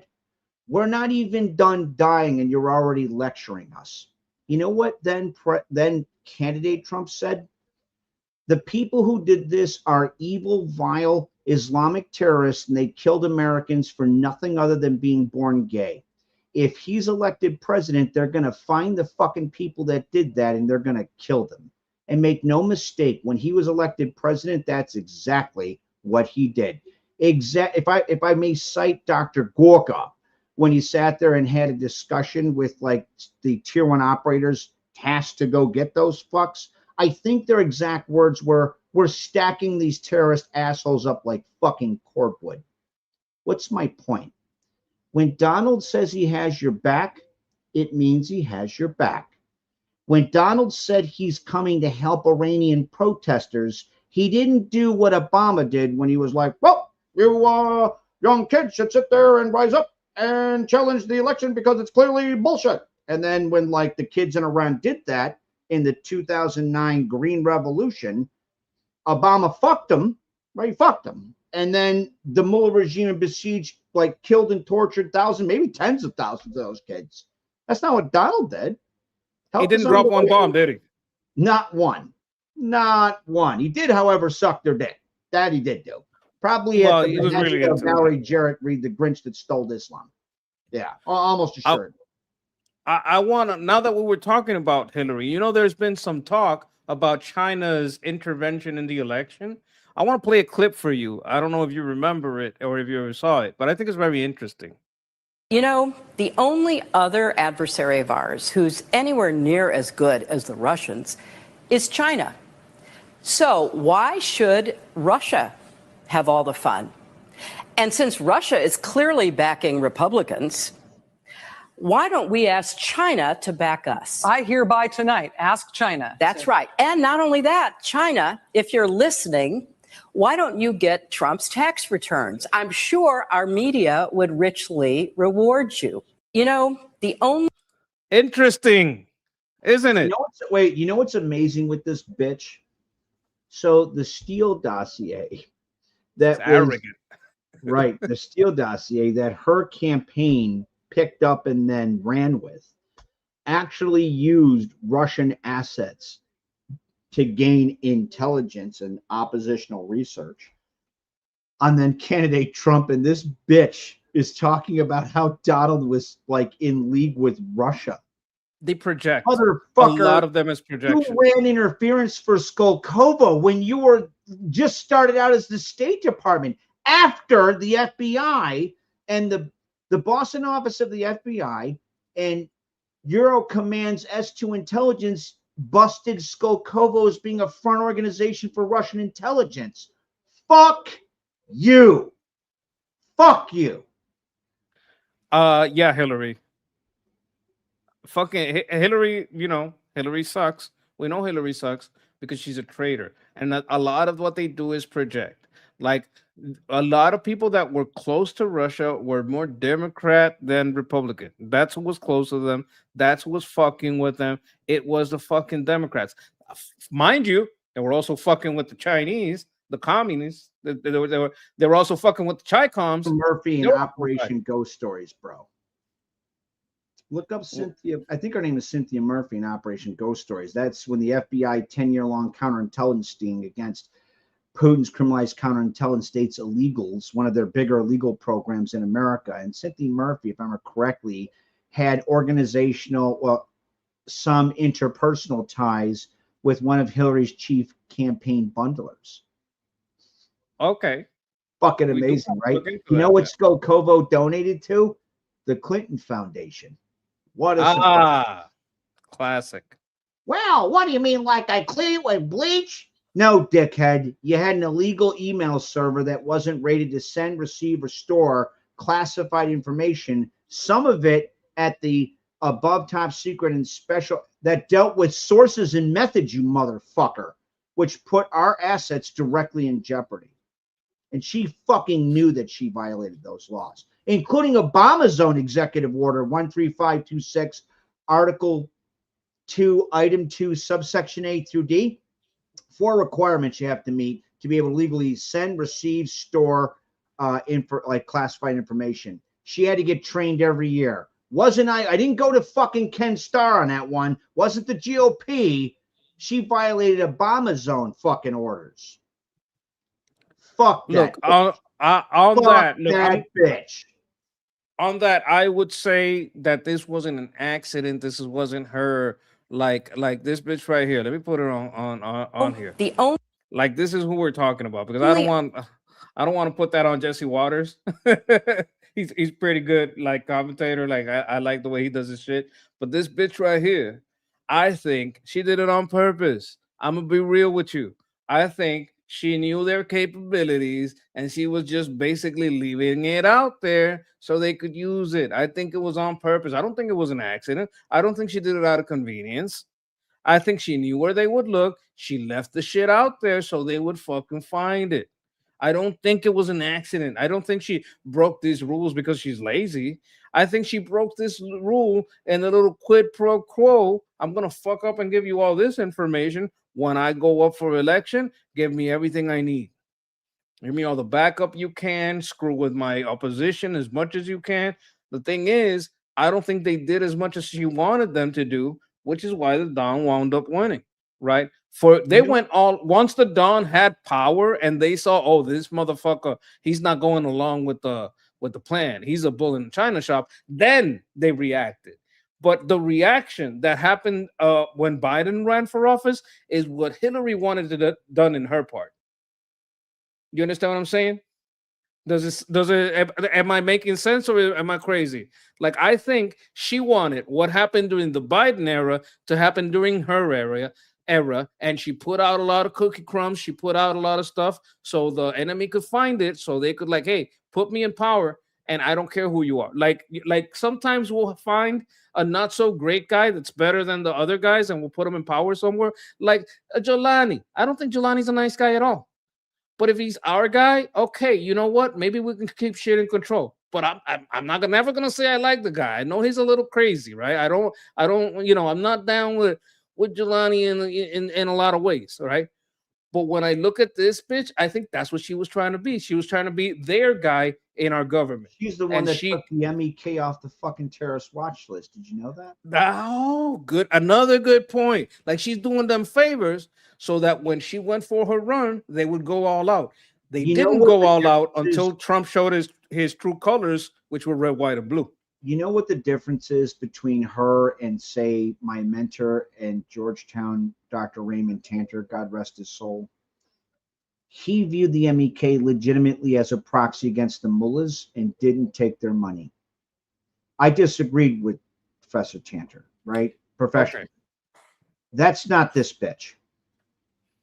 Oh, she'll take anything she can. They're just open for business for whoever's going to pay them. Do you know what fucking Biden said? Do you know what Biden said about Cynthia Murphy?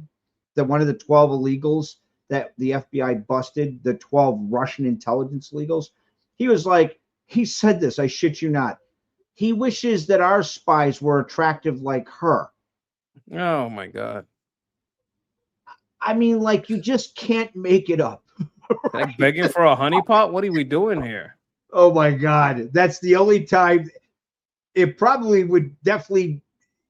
It gives me Fang flashback. You remember Fang? He's gonna sniff her, man. Oh yeah, I guarantee. You know, like maybe in some ways it might actually hurt Russian intelligence because she'll have to go to a counselor. I mean, I don't care. Fuck them. What I'm saying is, like, I'm pretty sure Kamala Harris tried to kill Biden with like, come on, dear Joe, smell my hair. When he had that minor heart attack, he's like, stop trying. Put a little arsenic in the shampoo. Fucking harpy, bitch. Oh man, you know what vibes I got from Kamala, and I heard it might be true. A little bit of an alky, a little bit on the sauce. You know what I'm saying? Like I got a little bit of those vibes. Crazy laughs. You weren't happy. Like one of your parents wasn't hyena, right? Like you just all human or something. 100%. I don't know. I hope so. Jesus fuck. Let's see what Jesse says over here. Running. I am here to announce my candidacy.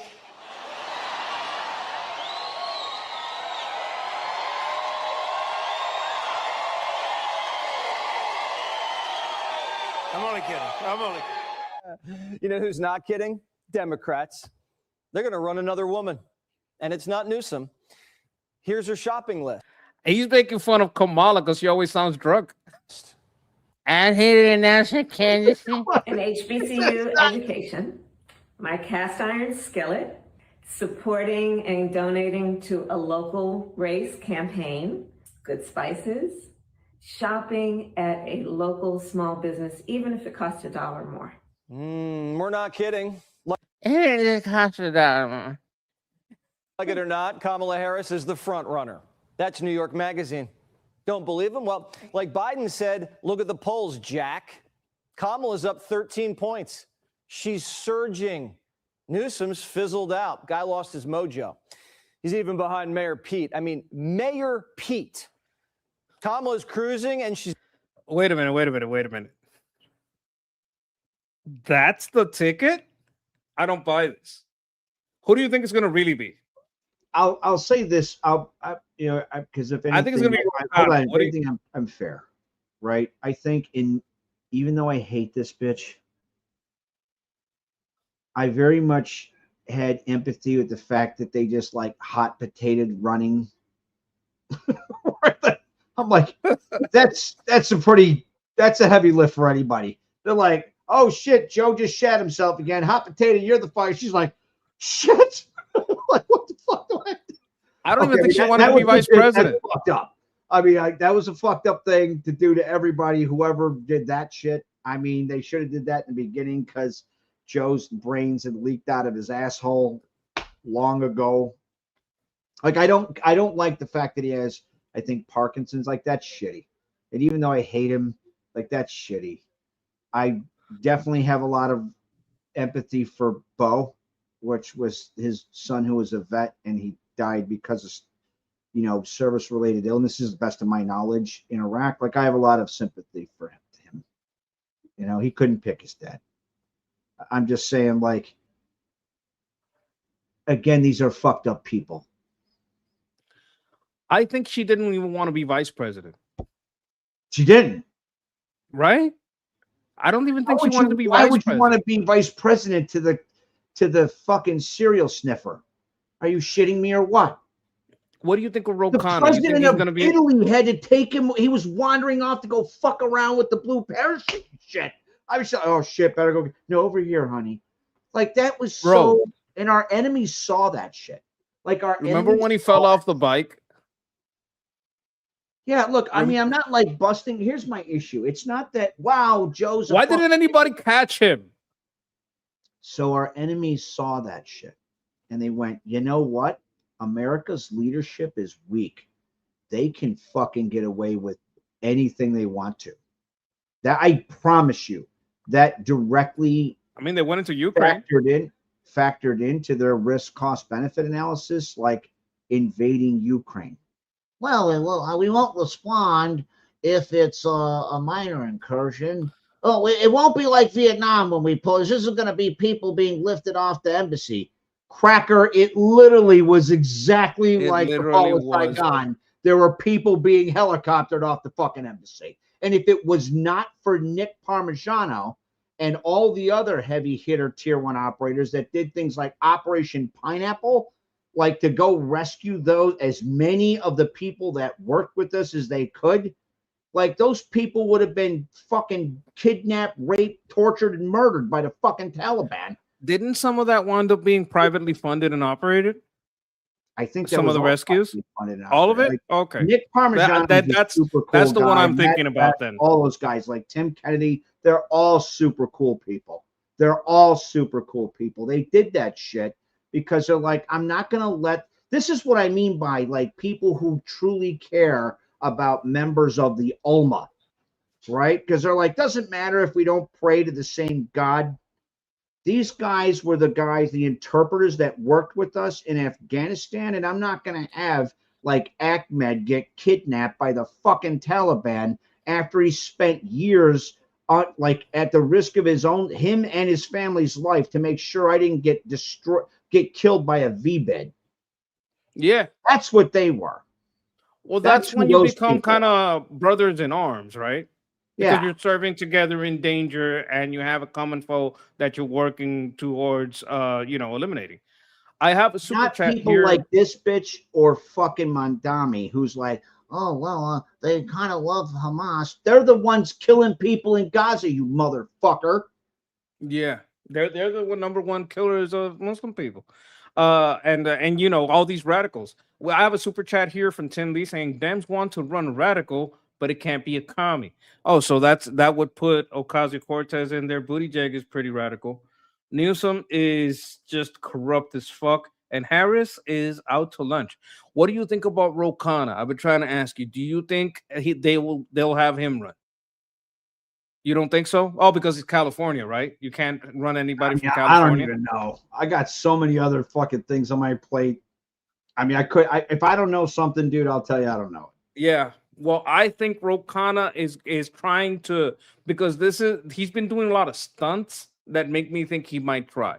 Like he went to Israel and then tried to go into like areas that he's not supposed to go to, right? Without asking. And when he gets stopped and asked, "Who the fuck are you?" He gets stopped for half an hour to an hour, like we're trying to suss out who the fuck you are, right?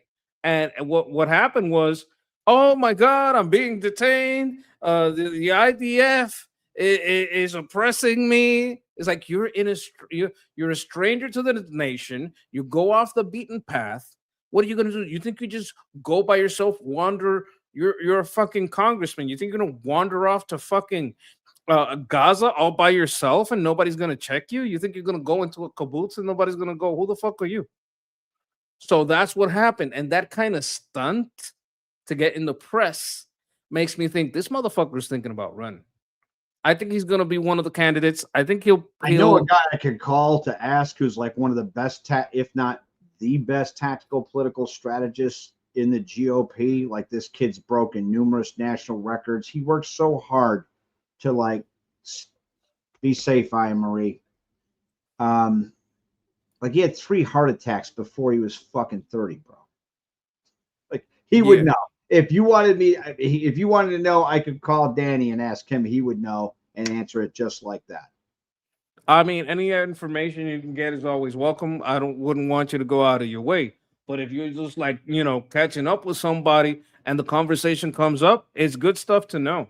Because when I look at the landscape, the only people I see possibly out there are some unknowns. Because sometimes you get some unknown comes out there. Obama was a fucking unknown. He came out of nowhere, right? As far as I know, like he had ties into all this organizer bullshit, right? But like on the larger political scale, he was nobody until he started giving some speeches. Like, "Oh, this is a smooth talking motherfucker." That's when he became the GOP like national strategist. Do not dismiss that he's a community organizer. Well, community organizer, think about what those skill sets are. You're good at mobilizing people. Yep. To do things for you. Some of those things that you're not supposed to do. Like and getting masses of crowds like hyped. Like that's your training. If you can do that. Trying to run call banking, by the way. Yeah. Dude, call banking didn't even work in Barry Goldwater's time. What do you? I think went to call banking. Yeah, God. They launder money through those banks. Those call banks. No, I'm just saying, like a lot of the guys who are like tactical political consultants, they all just give kickbacks to their buddy. Danny's not like that. Danny was one of the youngest. He's the youngest state representative for a major party in a presidential race in U.S. history. He was the youngest at the time. He was crushing shit.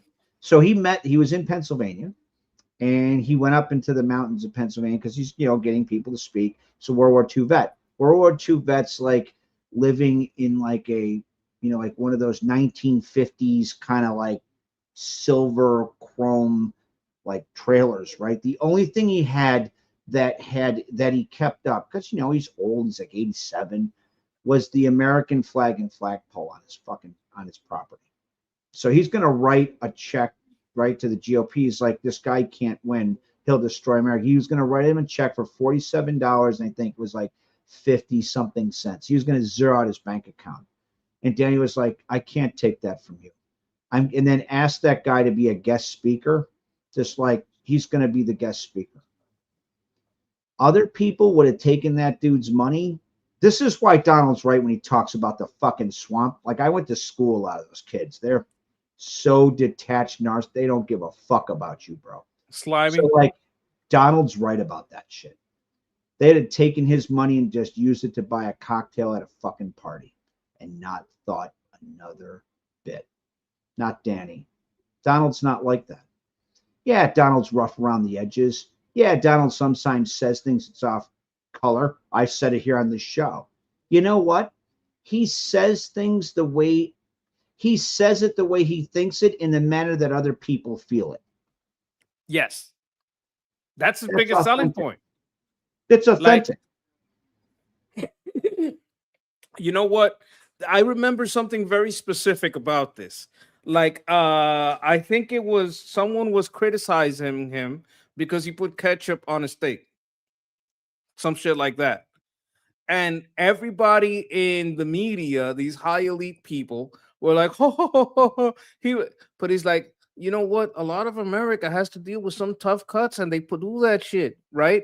And it's gonna resonate with so many millions more than this high elite motherfuckers that know exactly how to cook a medium rare steak. And I understand the appeal of a good medium rare steak, but that's not, you can't do that shit with every cut.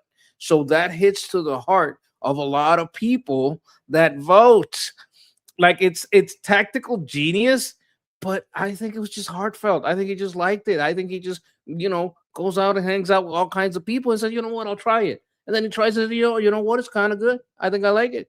That kind of shit, that like you learn how to be tactically genuine. You understand what I'm saying? Like, it's not like you don't understand what you're doing, but you understand that if you feel it and it's real and you can show that, hey, I understand you, that goes a lot farther than being a pretentious douchebag to show off how you know exactly how to cook a steak. Like, I appreciate, like, I've had some fine dining in my time. Not a lot, very little, but it's nice. I understand it. But, like, I can get it when these hoity-toity motherfuckers start, making fun of him for shit that most Americans, like, I do that to my steak. What the fuck is your problem? You understand what I'm saying? And not for nothing, they love that, because it was like, that's it. They're not even like, it's not meritocratic-based elitism. It's very much nepotism-based elitism that manifests itself in this weird kind of patronizing, condescending shit. Like, sweet tuna tartare. I can't believe, right? And so, like, Donald came in like a fucking bull at a china shop and like, will I never? Yeah, that's exactly what they wanted him to do, because you're all a bunch of assholes. Like, you motherfuckers, you pseudo elitist motherfuckers, especially in media, middle America as flyover country, right? Don't care about them at all. In fact, openly revile them. The like fact that they call it flyover country, like you wouldn't land there. Yeah, right. Exactly. It's flyover. You wouldn't fucking land there for what? You're gonna land there? Fuck no. You just fly over. You understand? Like, they didn't go to. They don't summer in the Hamptons with me. Get the fuck out of here. Well, if you suss out the lineage, a lot of these ABC, CNN, CBS, MSN, NBC, MSN now, whatever it is now, all these people, if you look down their bloodline, they talk a lot about populism and all this shit, but they come from a bunch of rich families and companies, and they studied in these Ivy League fucking schools, and they went to these they paid for all these fucking very expensive colleges, and they're coming from very rich, privileged lives to tell you they're just like you, and you should follow my version of the news because I'm watching out for the little guy. They never lived like that. I remember one of them. I don't remember her name, but she doxed Libs of TikTok. That was like what she got famous for, because she doxed Libs of TikToks, and she used to work, I think it was for the Washington Post or some shit, right? And when they sussed out her background, oh, you're just a rich elite kid that went to some high school where it's like $20,000 a year to go there or some shit, $10,000 a year to go there. It's like, are you shitting me? Let me see if I can find her. But I'm gonna try to find her out. Let me let this play. I even forgot about the video. Let me let this play. Even behind Mayor Pete. I mean, Mayor Pete. Kamala's cruising, and she's got new excuses and a new attitude. Her mindset is that I should have won, and I'm going to do it my way because my way would have won. And it was all these consultants that were telling me to take this position or that position, and it was their fault. Finally, we get to see the real Kamala. Well, who is the real Kamala? Well, sources say she's looking for where the wave is going and is determined to ride it. And that's the real Kamala, riding the wave and going where the wind blows. And where's the new wave going? Stone cold communism. We know that in 2028, yes, we have an opportunity to move beyond the current federal administration. And that begs the question, to what? And I think that it is time to be able to not only have a vision, but to deliver on that vision. Mamdani has a vision, and Kamala Harris would like to borrow his glasses. She's been texting with the mayor. She's been making friends with the Palestinian wing. But Mamala's got a blind spot. The commies want to abolish the presidency. So if she wins, she's going to be a figurehead. They're going to put a collar around her, and they're going to walk her around on a little leash. And Mamdani is going to tell her where she's going. I think we all belong to the big tent that is the Democratic Party. I think the question that is now in front of us is, where do we want to go? And what do we want this party to be? No one knew who this guy was a year ago. He wasn't even born here. And now he's telling the National Democrat Party that's been around for 2 centuries where it's going. And they're listening to him. Why? Because he won 1 race in New York. Not a swing state. But here's the issue. No one's going to give Kamala any more money. You know, right? The big checks. The only way the donors are going to back her is if she clean sweeps the early primaries. Then everybody falls in line. Well, how does she do that? Lock up the commie wing. She's going to pull a Biden. Remember what he did with Berner? He said, I'll do, Bernie, whatever you want. Green New Deal, black justices, black female VP. I'll even kill the pipeline. I don't know what I'm signing, but I'll sign it. They both need each other. The commies are like a parasite, and Kamala's the host. And together, they're going to try to go all the way. But Kamala's going to have to pretend like she's not an insider, that she hasn't lived in D.C. for a decade, been a lifelong politician, because the powers that be, they're tired of her excuses. When her people say she only had 107 days and there wasn't enough time.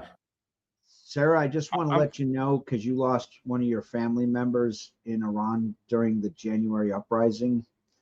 As I said to Kathy in Armin's show, it doesn't really matter how much documentation the regime remnants destroys.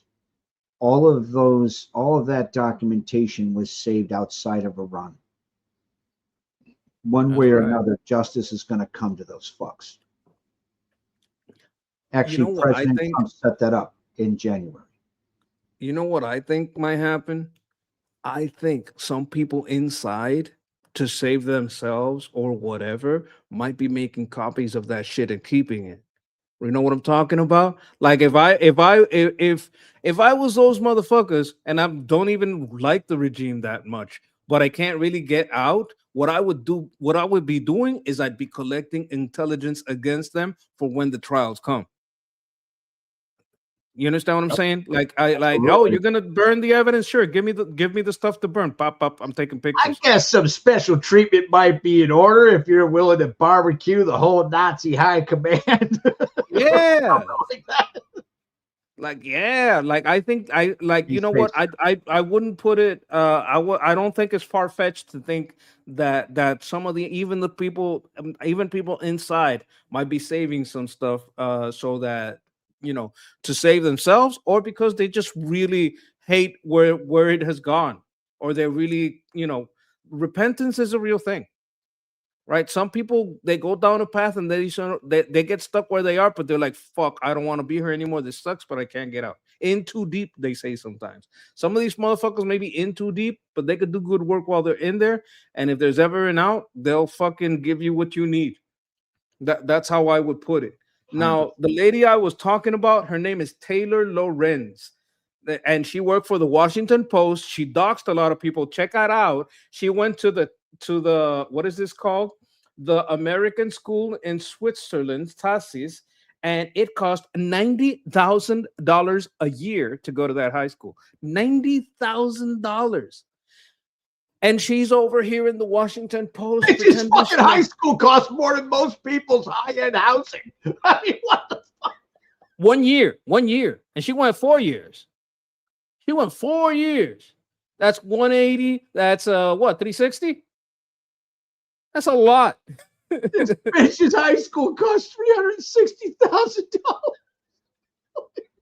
And she's over there at the Washington Post pretending like she's some hard-working New Yorker, just doing her thing as a journalist at the Washington Post. I wasn't put here by a bunch of elitists.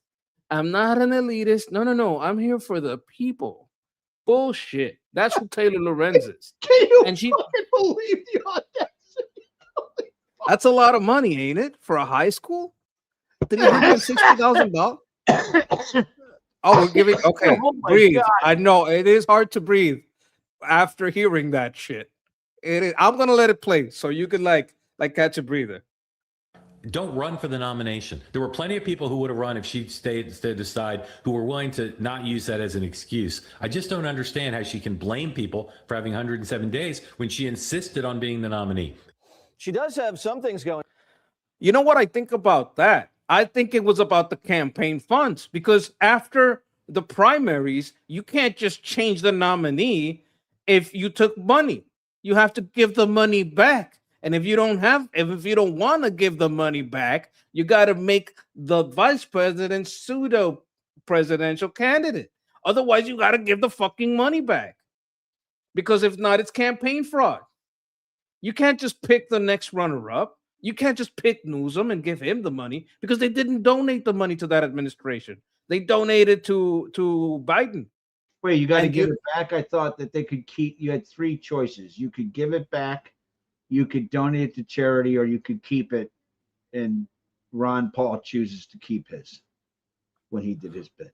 You can't keep it? Okay. I mean, think maybe they changed it. You might know more than me on this. I'm just guessing. But I think that they didn't like their choices. I think they would rather do this than give it back or give it to someone else. They would have to choose, right? They would have to choose. Ron Paul kept his money, but the amount of money that was in this campaign was a lot. Oh, the shitload. Okay, so what are you going to do? You're going to call Eminem, tell him, and get some kickbacks. You're going to call Beyonce and get some kickbacks. You're going to call every rapper in Hollywood and get some kickbacks. You're going to make concerts. Go ahead. You're going to get kickbacks. You're going to get kickbacks. There's going to be a lot of envelopes floating around, because we're not going to win, but we're going to spend this fucking money and we're going to get some fucking kickbacks. That's what I think happened. Why didn't they give it back? Because they want to spend it. Because if you don't spend it, you don't get the kickbacks.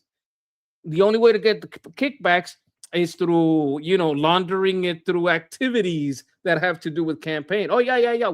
We spread all those pamphlets. We printed every single one of them. Yeah. Sure. Yeah. No, we bust all those people there for sure. Bennies in it. Right. You know what I'm saying? They didn't want to give it back because they can't get the kickbacks. That's the only way to do it. I think that's what happened. I think that's why that's why that's the plan that had to go through. Going for woman of color. You think the commies want Gavin Newsom? All the hair gel, blonde wife? Unless Newsom starts doing land acknowledgments, he's cooked. Kamala is going to reinvent herself. Introducing Commie Harris. Because the last version, that dog didn't hunt.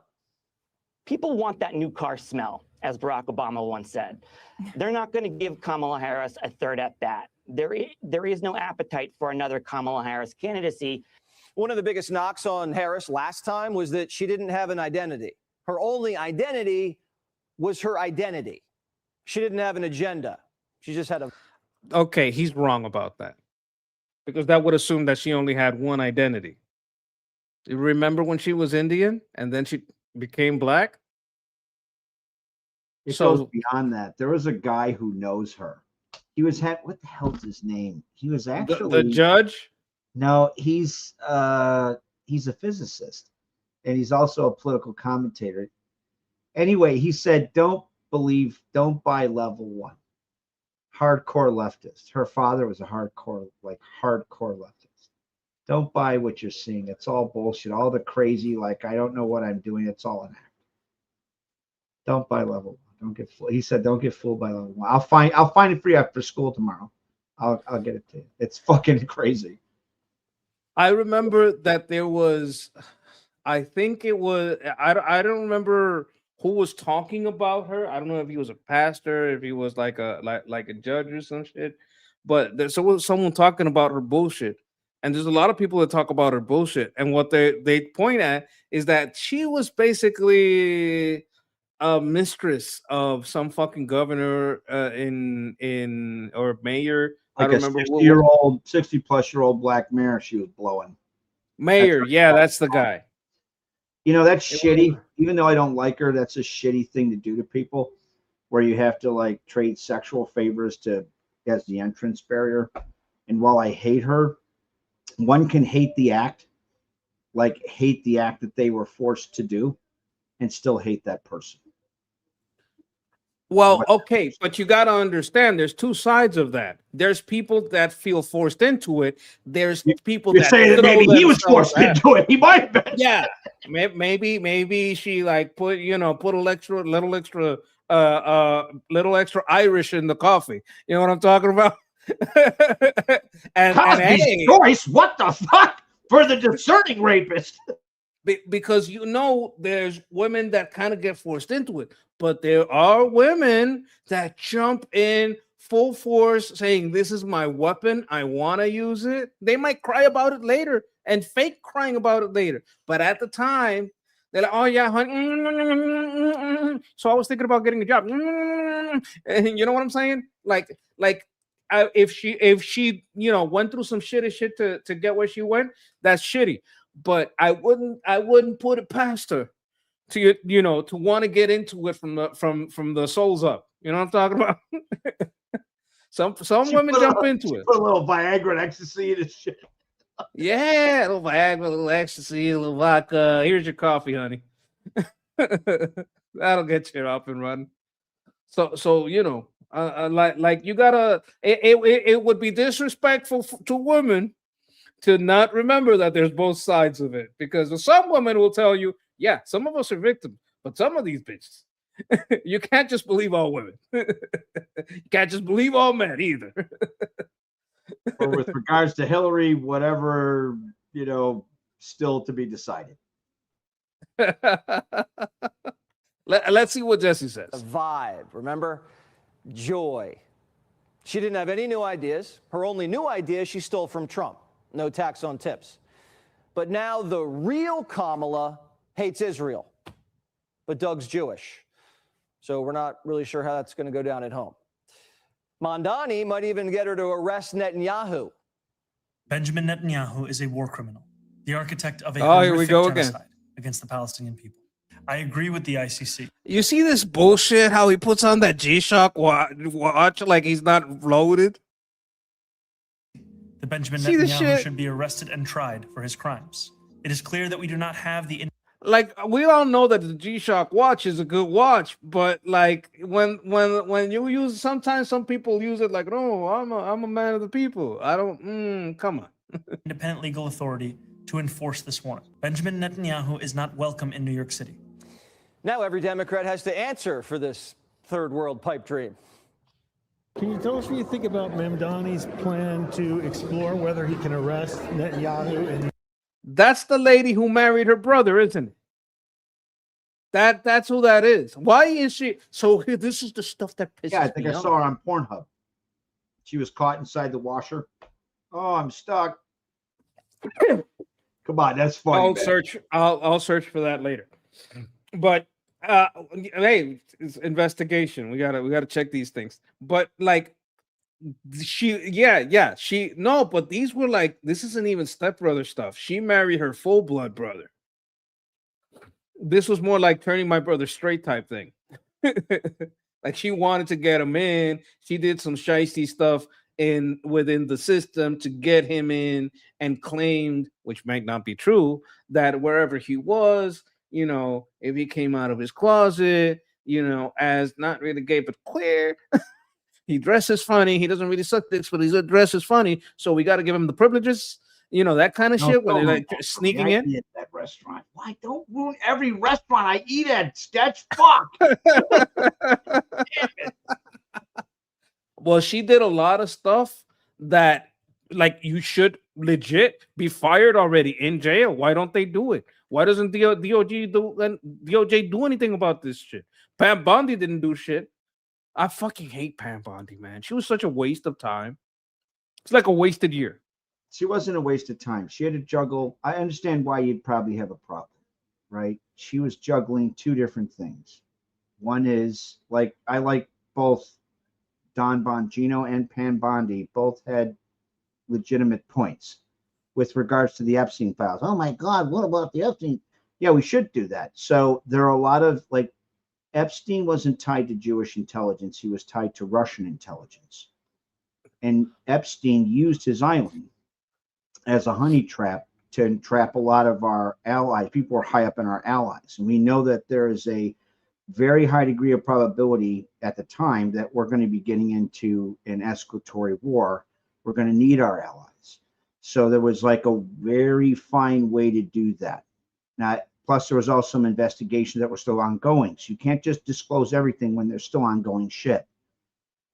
So there's that part, right? Operational security. What does that have to do with Elon? The investigation, trying to find a way to manage that in a manner where you still bring justice for the victims in a manner that doesn't act as a wedge issue for, say, Putin's criminalized counterintelligence state to try and further fragment NATO.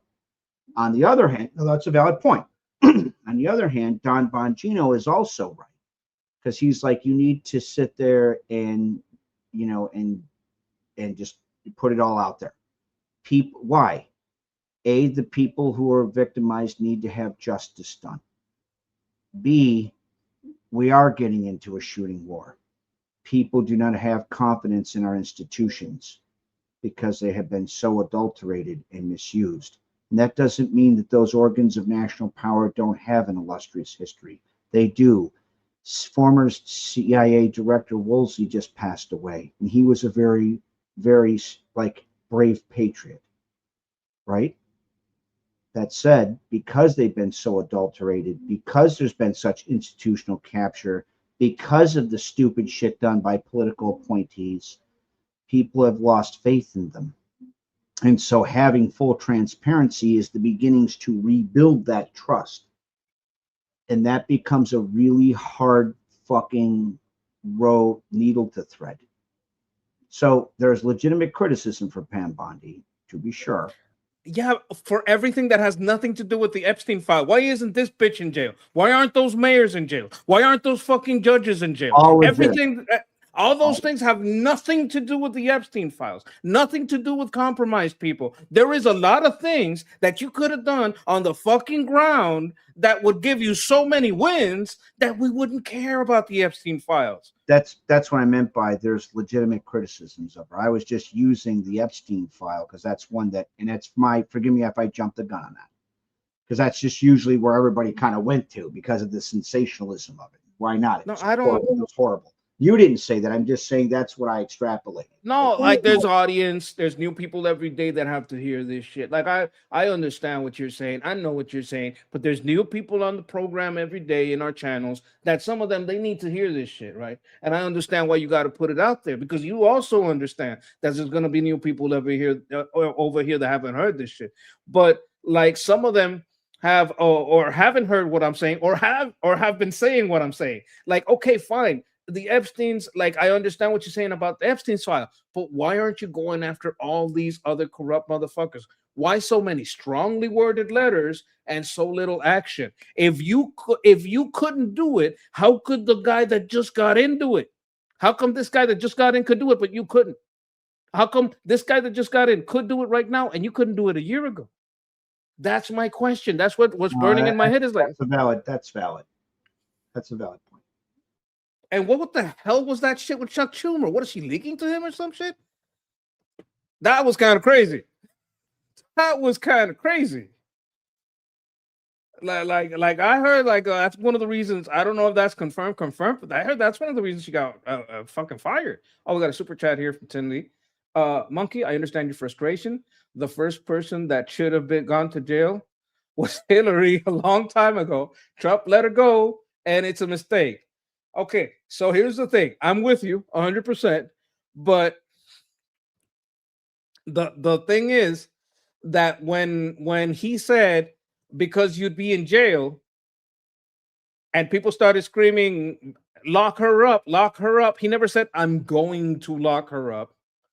People like kind of took that to mean as a campaign promise. He never said he was going to lock her up. Well, I think he should have. Sorry, go ahead. I think he should have.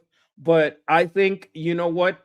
Someone that has a true passion and understanding on how disgusting this piece of shit is Jeff. So go ahead and speak on it. No, it's like, so Hillary needs to go to jail. That said, again, we're in the beginning parts of an escalatory war. And what did Hillary say? If she goes down, everybody goes down. So if you're going to clean house like that, you know, there's going to be a lot of instability in the transition. I don't know what, like, okay, so what could she have that wasn't on that server that she leaked to every fucking body? Oh, she had shit on there she should not have had. I think I'm one of the people that blew her in. I think this is just like a rotten gauze. Fucking articles I wrote, bro. I think it's like an old Band-Aid. You just gotta rip it off. It's gonna hurt, but you gotta do it. You understand what I'm saying? Like some misapplied gauze that's been on there too long. You just gotta fucking just be ready with the triage team to make sure you can staunch the bleeding. That's all I'm saying. Which is why I think if anything big is gonna happen with cleaning up the house, it has to be after midterms. I think if the midterms get secured, there could be a lot of house cleaning, and after house cleaning, there might be some ability to secure like the future, right? Maybe a more fair and free election, meaning don't let a whole bunch of fucking illegals vote in the election so that you disenfranchise black people who turn to Trump. So important, Sketch. I'm so happy that you keep hammering that home. I know all the guys in Project Civica. I know people who know True the Vote. Like, if you want, I can definitely make that call. Like that. I wrote an article about it. I don't know if you ever saw it, but like one of the things I've been like hammering. Send it to me. I sent it to you. No, I'm saying you should send it to me. I'd love to read it. I'm gonna like just go over it a little bit here. Like I went over how basically they're displacing roughly 8 to 38% of the black vote and 30% of the Hispanic vote that went to this was in 2016. By 2024, Trump reached 48 among Hispanic. That's a lot of Hispanics going for Trump. 15% in the black vote by 2024. So what they did was, instead of adapting to the working class citizens of color, the Democrat establishment pursued demographic replacement. So this is like the Democrats are replacing black people and Hispanics with and Latinos with illegals because they don't want to serve them anymore. They did the same with gay and lesbians with transgender. They did the same shit. Yeah. Like one of the things that goes into it is the statistical impossibility of the chain of policies and action is too precise, too sequential, too perfectly aligned to be accidental, from the immediate post-2016 recognition of minority fish to minority voter shifts, to the 21 expansion of the humanitarian parole NIA, to the launch of multiple CHNV programs via specific federal notices. Like this was systemic. The push to replace the votes of the Latinos and the black people that went for Trump, it's systemic. The placing of the people, the laws that they use, the 15 to 13% constant voter roll mistakes everywhere. Why is it always the same percent? Because it's just enough to win. Like, this is very, very suspicious. Like, they did this on purpose. The pattern is clear. It's not accidentally shift among Black Latino voters. CHNV parole expansion, intentional ethnic replacement designed to disguise deception and possible cheating as lost gains to voter policy. A 5 to 13 nationwide. Because how do you do that nationwide? Every state has different laws and different methods to do this. 5 to 13% nationwide voter roll integrity problem replacement mattered. It is sustained. Like, I made this a while ago, so I don't remember it too good, and I used the computer and AI to help me get all the data and run it 10 times to make sure this has the format of a proper article, not a like a report that you would do in like like a investigative report, but at least like a decent article. And I tried to have all the sources in there, but I'll send it to you. This is an article I made about that. They're trying to replace us. They're trying to replace. We don't. It's good that we have. Oh my God, what's his name? Scott Pressler. But we need like Jerome Pressler and Jose Pressler. You know what I'm talking about? We need like one of these in every type of neighborhood. You understand what I'm saying? We need people to get out the vote. To Project Civica. I'll talk to them, but like in Puerto Rico, I'm a little bit limited because for our Project Civica did a lot of the groundwork in cleaning out the voter rolls and stuff to try and tighten down like the security of our voting and or confidence in our voting system. And if you're writing about like people's concerns regarding the integrity of our vote, like our voting process, which is a legitimate concern. Not to say you should like riot. I'm just saying like that's a legitimate concern. Why is it that Democrats bitched, whine, moaned, and complained about fucking hanging chads, yet it's not rational to have concerns regarding mass mail-in ballots, which is not the same as an absentee ballot, because an absentee ballot you have to show ID and all that shit. Mass mail-in ballot, who knows, right? I mean, there's a reason why a lot, like over half of the developed countries in the West don't use mass mail-in ballots, at least at the time, to the best of my knowledge, because of the extreme risk for fraud, right? You know, I can tell you what we do in Puerto Rico. I work for the GOP counting votes. Like, you go to the school, it's usually a school, and you have one of each party. Usually it's a Democrat, a Republican, and an independent.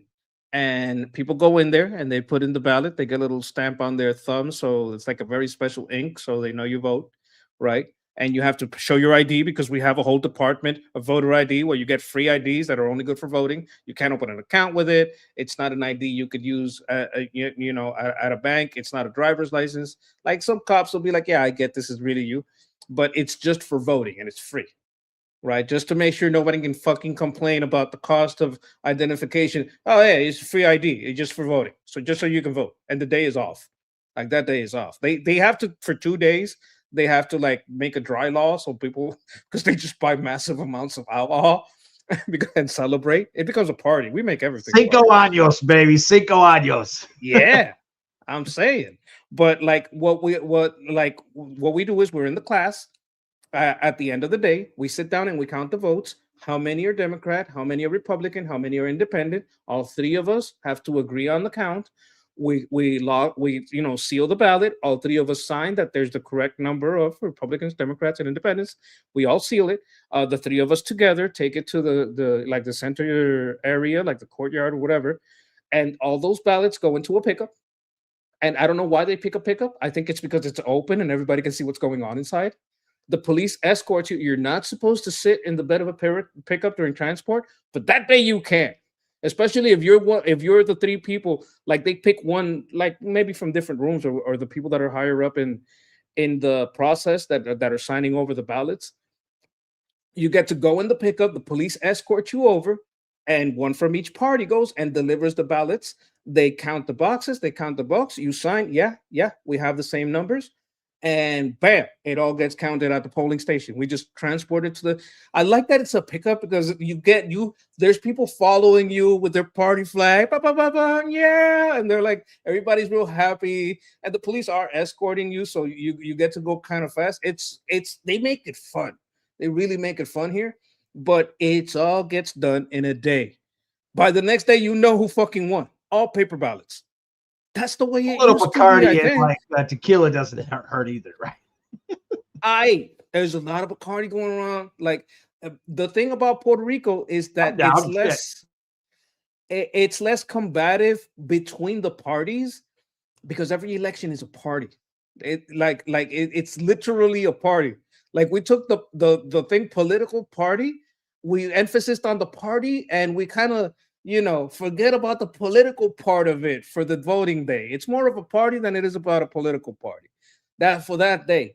And it can be like, it can get contentious before, and it can get contentious when there's what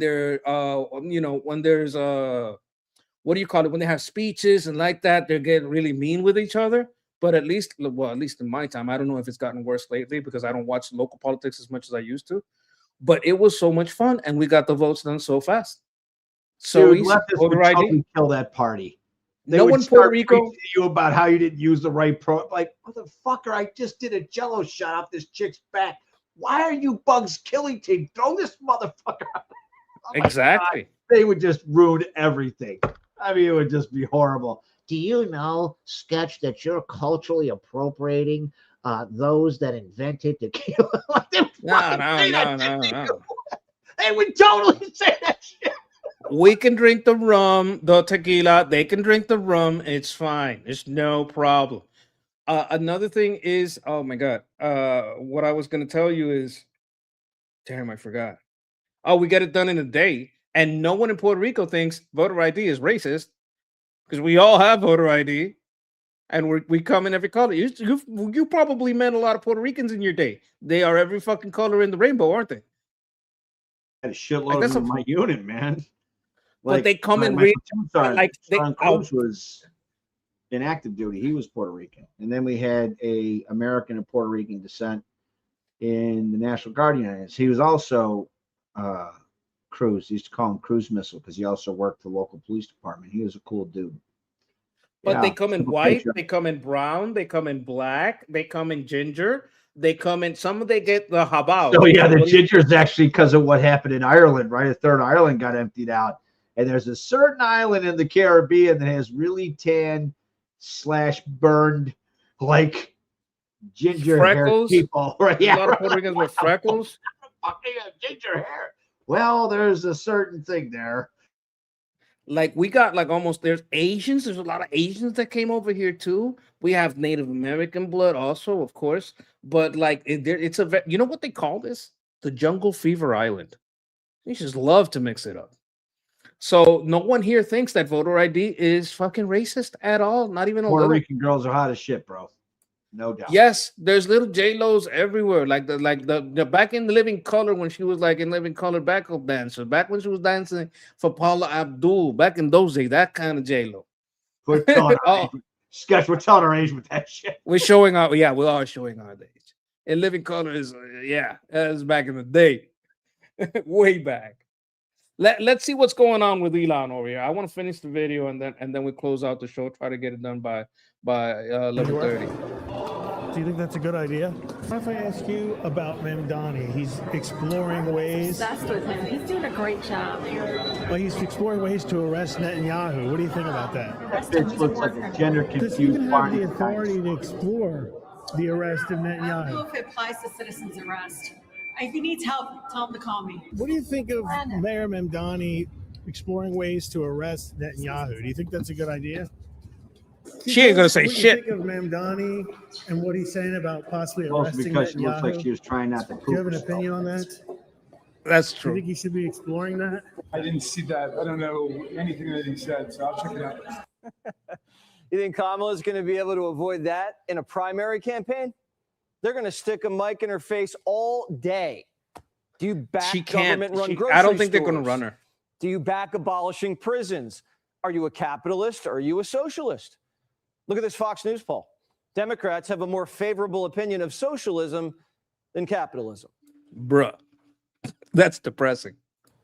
But some of these guys are crafty. Do you remember when the Democrats were also capitalist? And that was more like, I don't know, 80% of Democrats were capitalist? Right? That used to be normal. The last Democrat president that ever loved America was JFK, and the Soviets shot him in the fucking head. Yeah. Right? But neocons are JFK Democrats that went to the Republican Party in the early 70s because the Democrat Party had been hijacked by pro-Soviet leftists in the mid-late 60s. I mean, think about the hard hat riots in New York City. A shout out to Push-Ups, by the way, who actually showed me that. You know, it was actually like these blue dog Democrats, that ones that worked in the steel mills and shit. They'd had enough of these privileged upper middle class, lower upper class assholes from like Colombia coming down and shitting all over Vietnam vets. And they'd had enough, and they just started beating the living fucking shit out of them everywhere. Nice. Oh, I loved it. It was good shit. Those people are all old and dying. And the DNC establishment knows it. Like, they know it.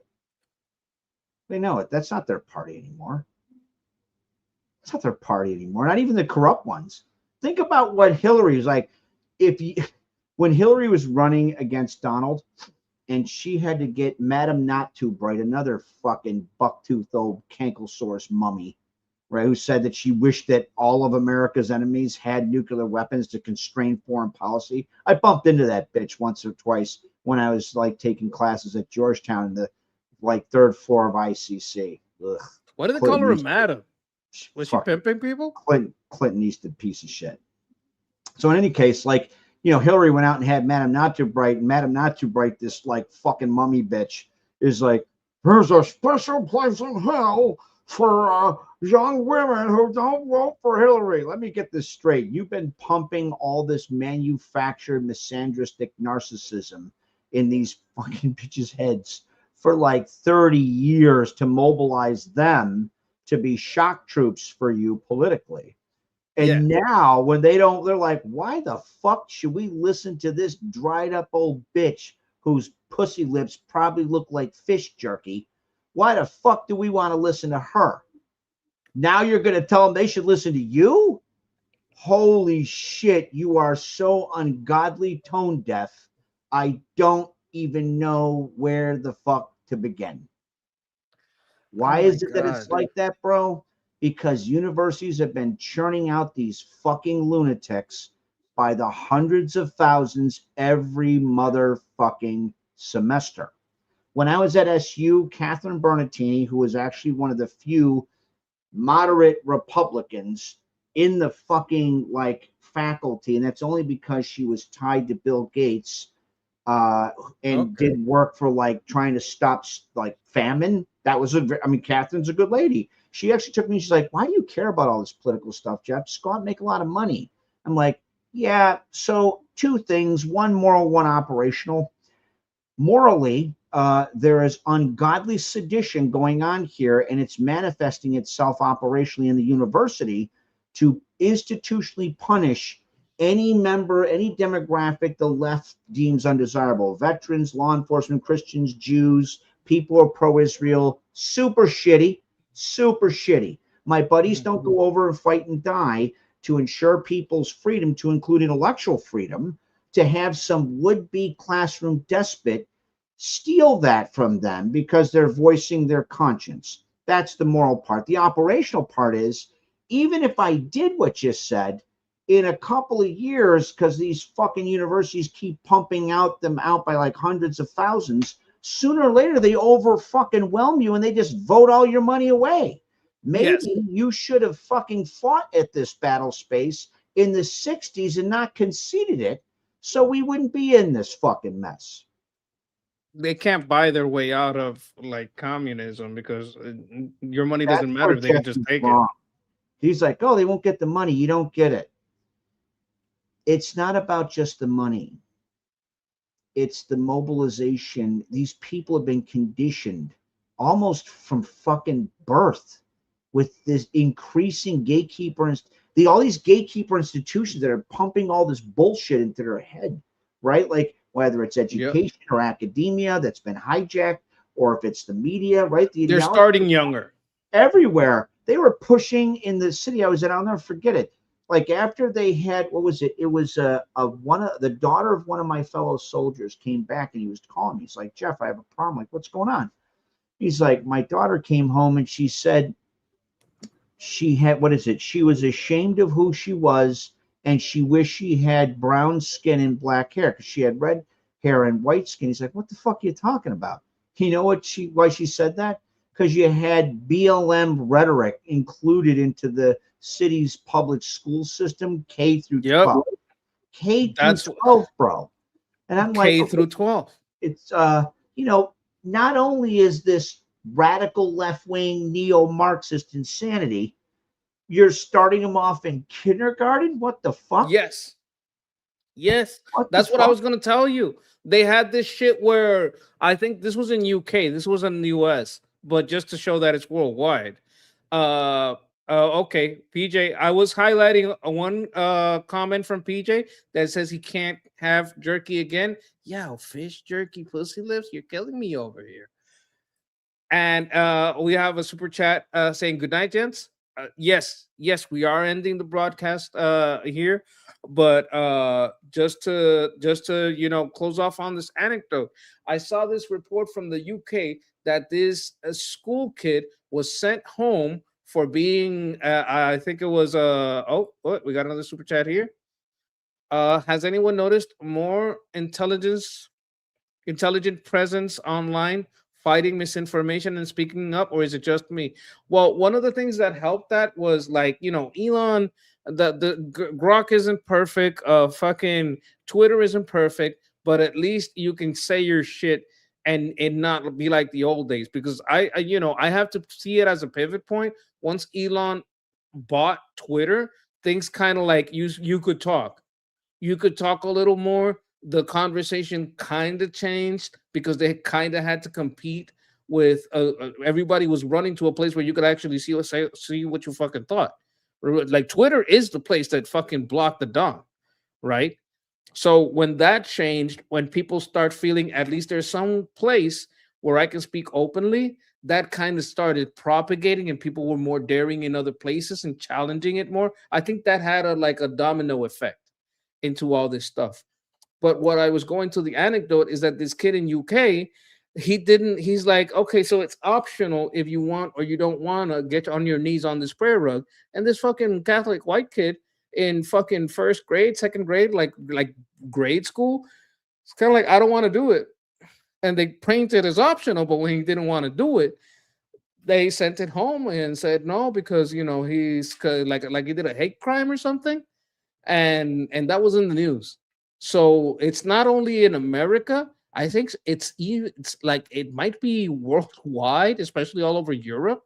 Well, not worldwide. I doubt they do that in fucking Saudi Arabia. Well, about religion, but I they won't make you hate your skin if you're a little light in Saudi Arabia, right? Because they have their white Muslims too, right? They care more about religion. Point being, this kind of indoctrination that's coming in from the grade school to the kids, it's in America, it's all over Europe, and it has to stop because they're starting really, really young, and it's because all these people that teach are coming from academia, and they're coming from these, the ivory tower. It used to be a good thing, it's not anymore, and that's something that needs to be looked at. That's why I like the way the Don said, look, if you are teaching this shit, you're not getting the money. And we find any of these schools 100%. teaching this shit, we're cutting your fucking funds. I want to end it with that. We're not gonna be able to finish the video because, well, sorry, Sketch. I'm gonna be real. No, because I don't think they're running Kamala. I think they might try and make a play for her, but I don't think it's gonna be serious. I can't I'm trying to follow the video's logic, but I can't see a world where Kamala's the candidate. Like, I understand they're doing like a thought exercise, but I don't see it. So before I go chat, I want to tell you guys, I want to tell you something very important. Bless you guys. Bless your health. Bless your wealth. Bless your plans. Bless your kin, your family, your loved ones, and everything you touch.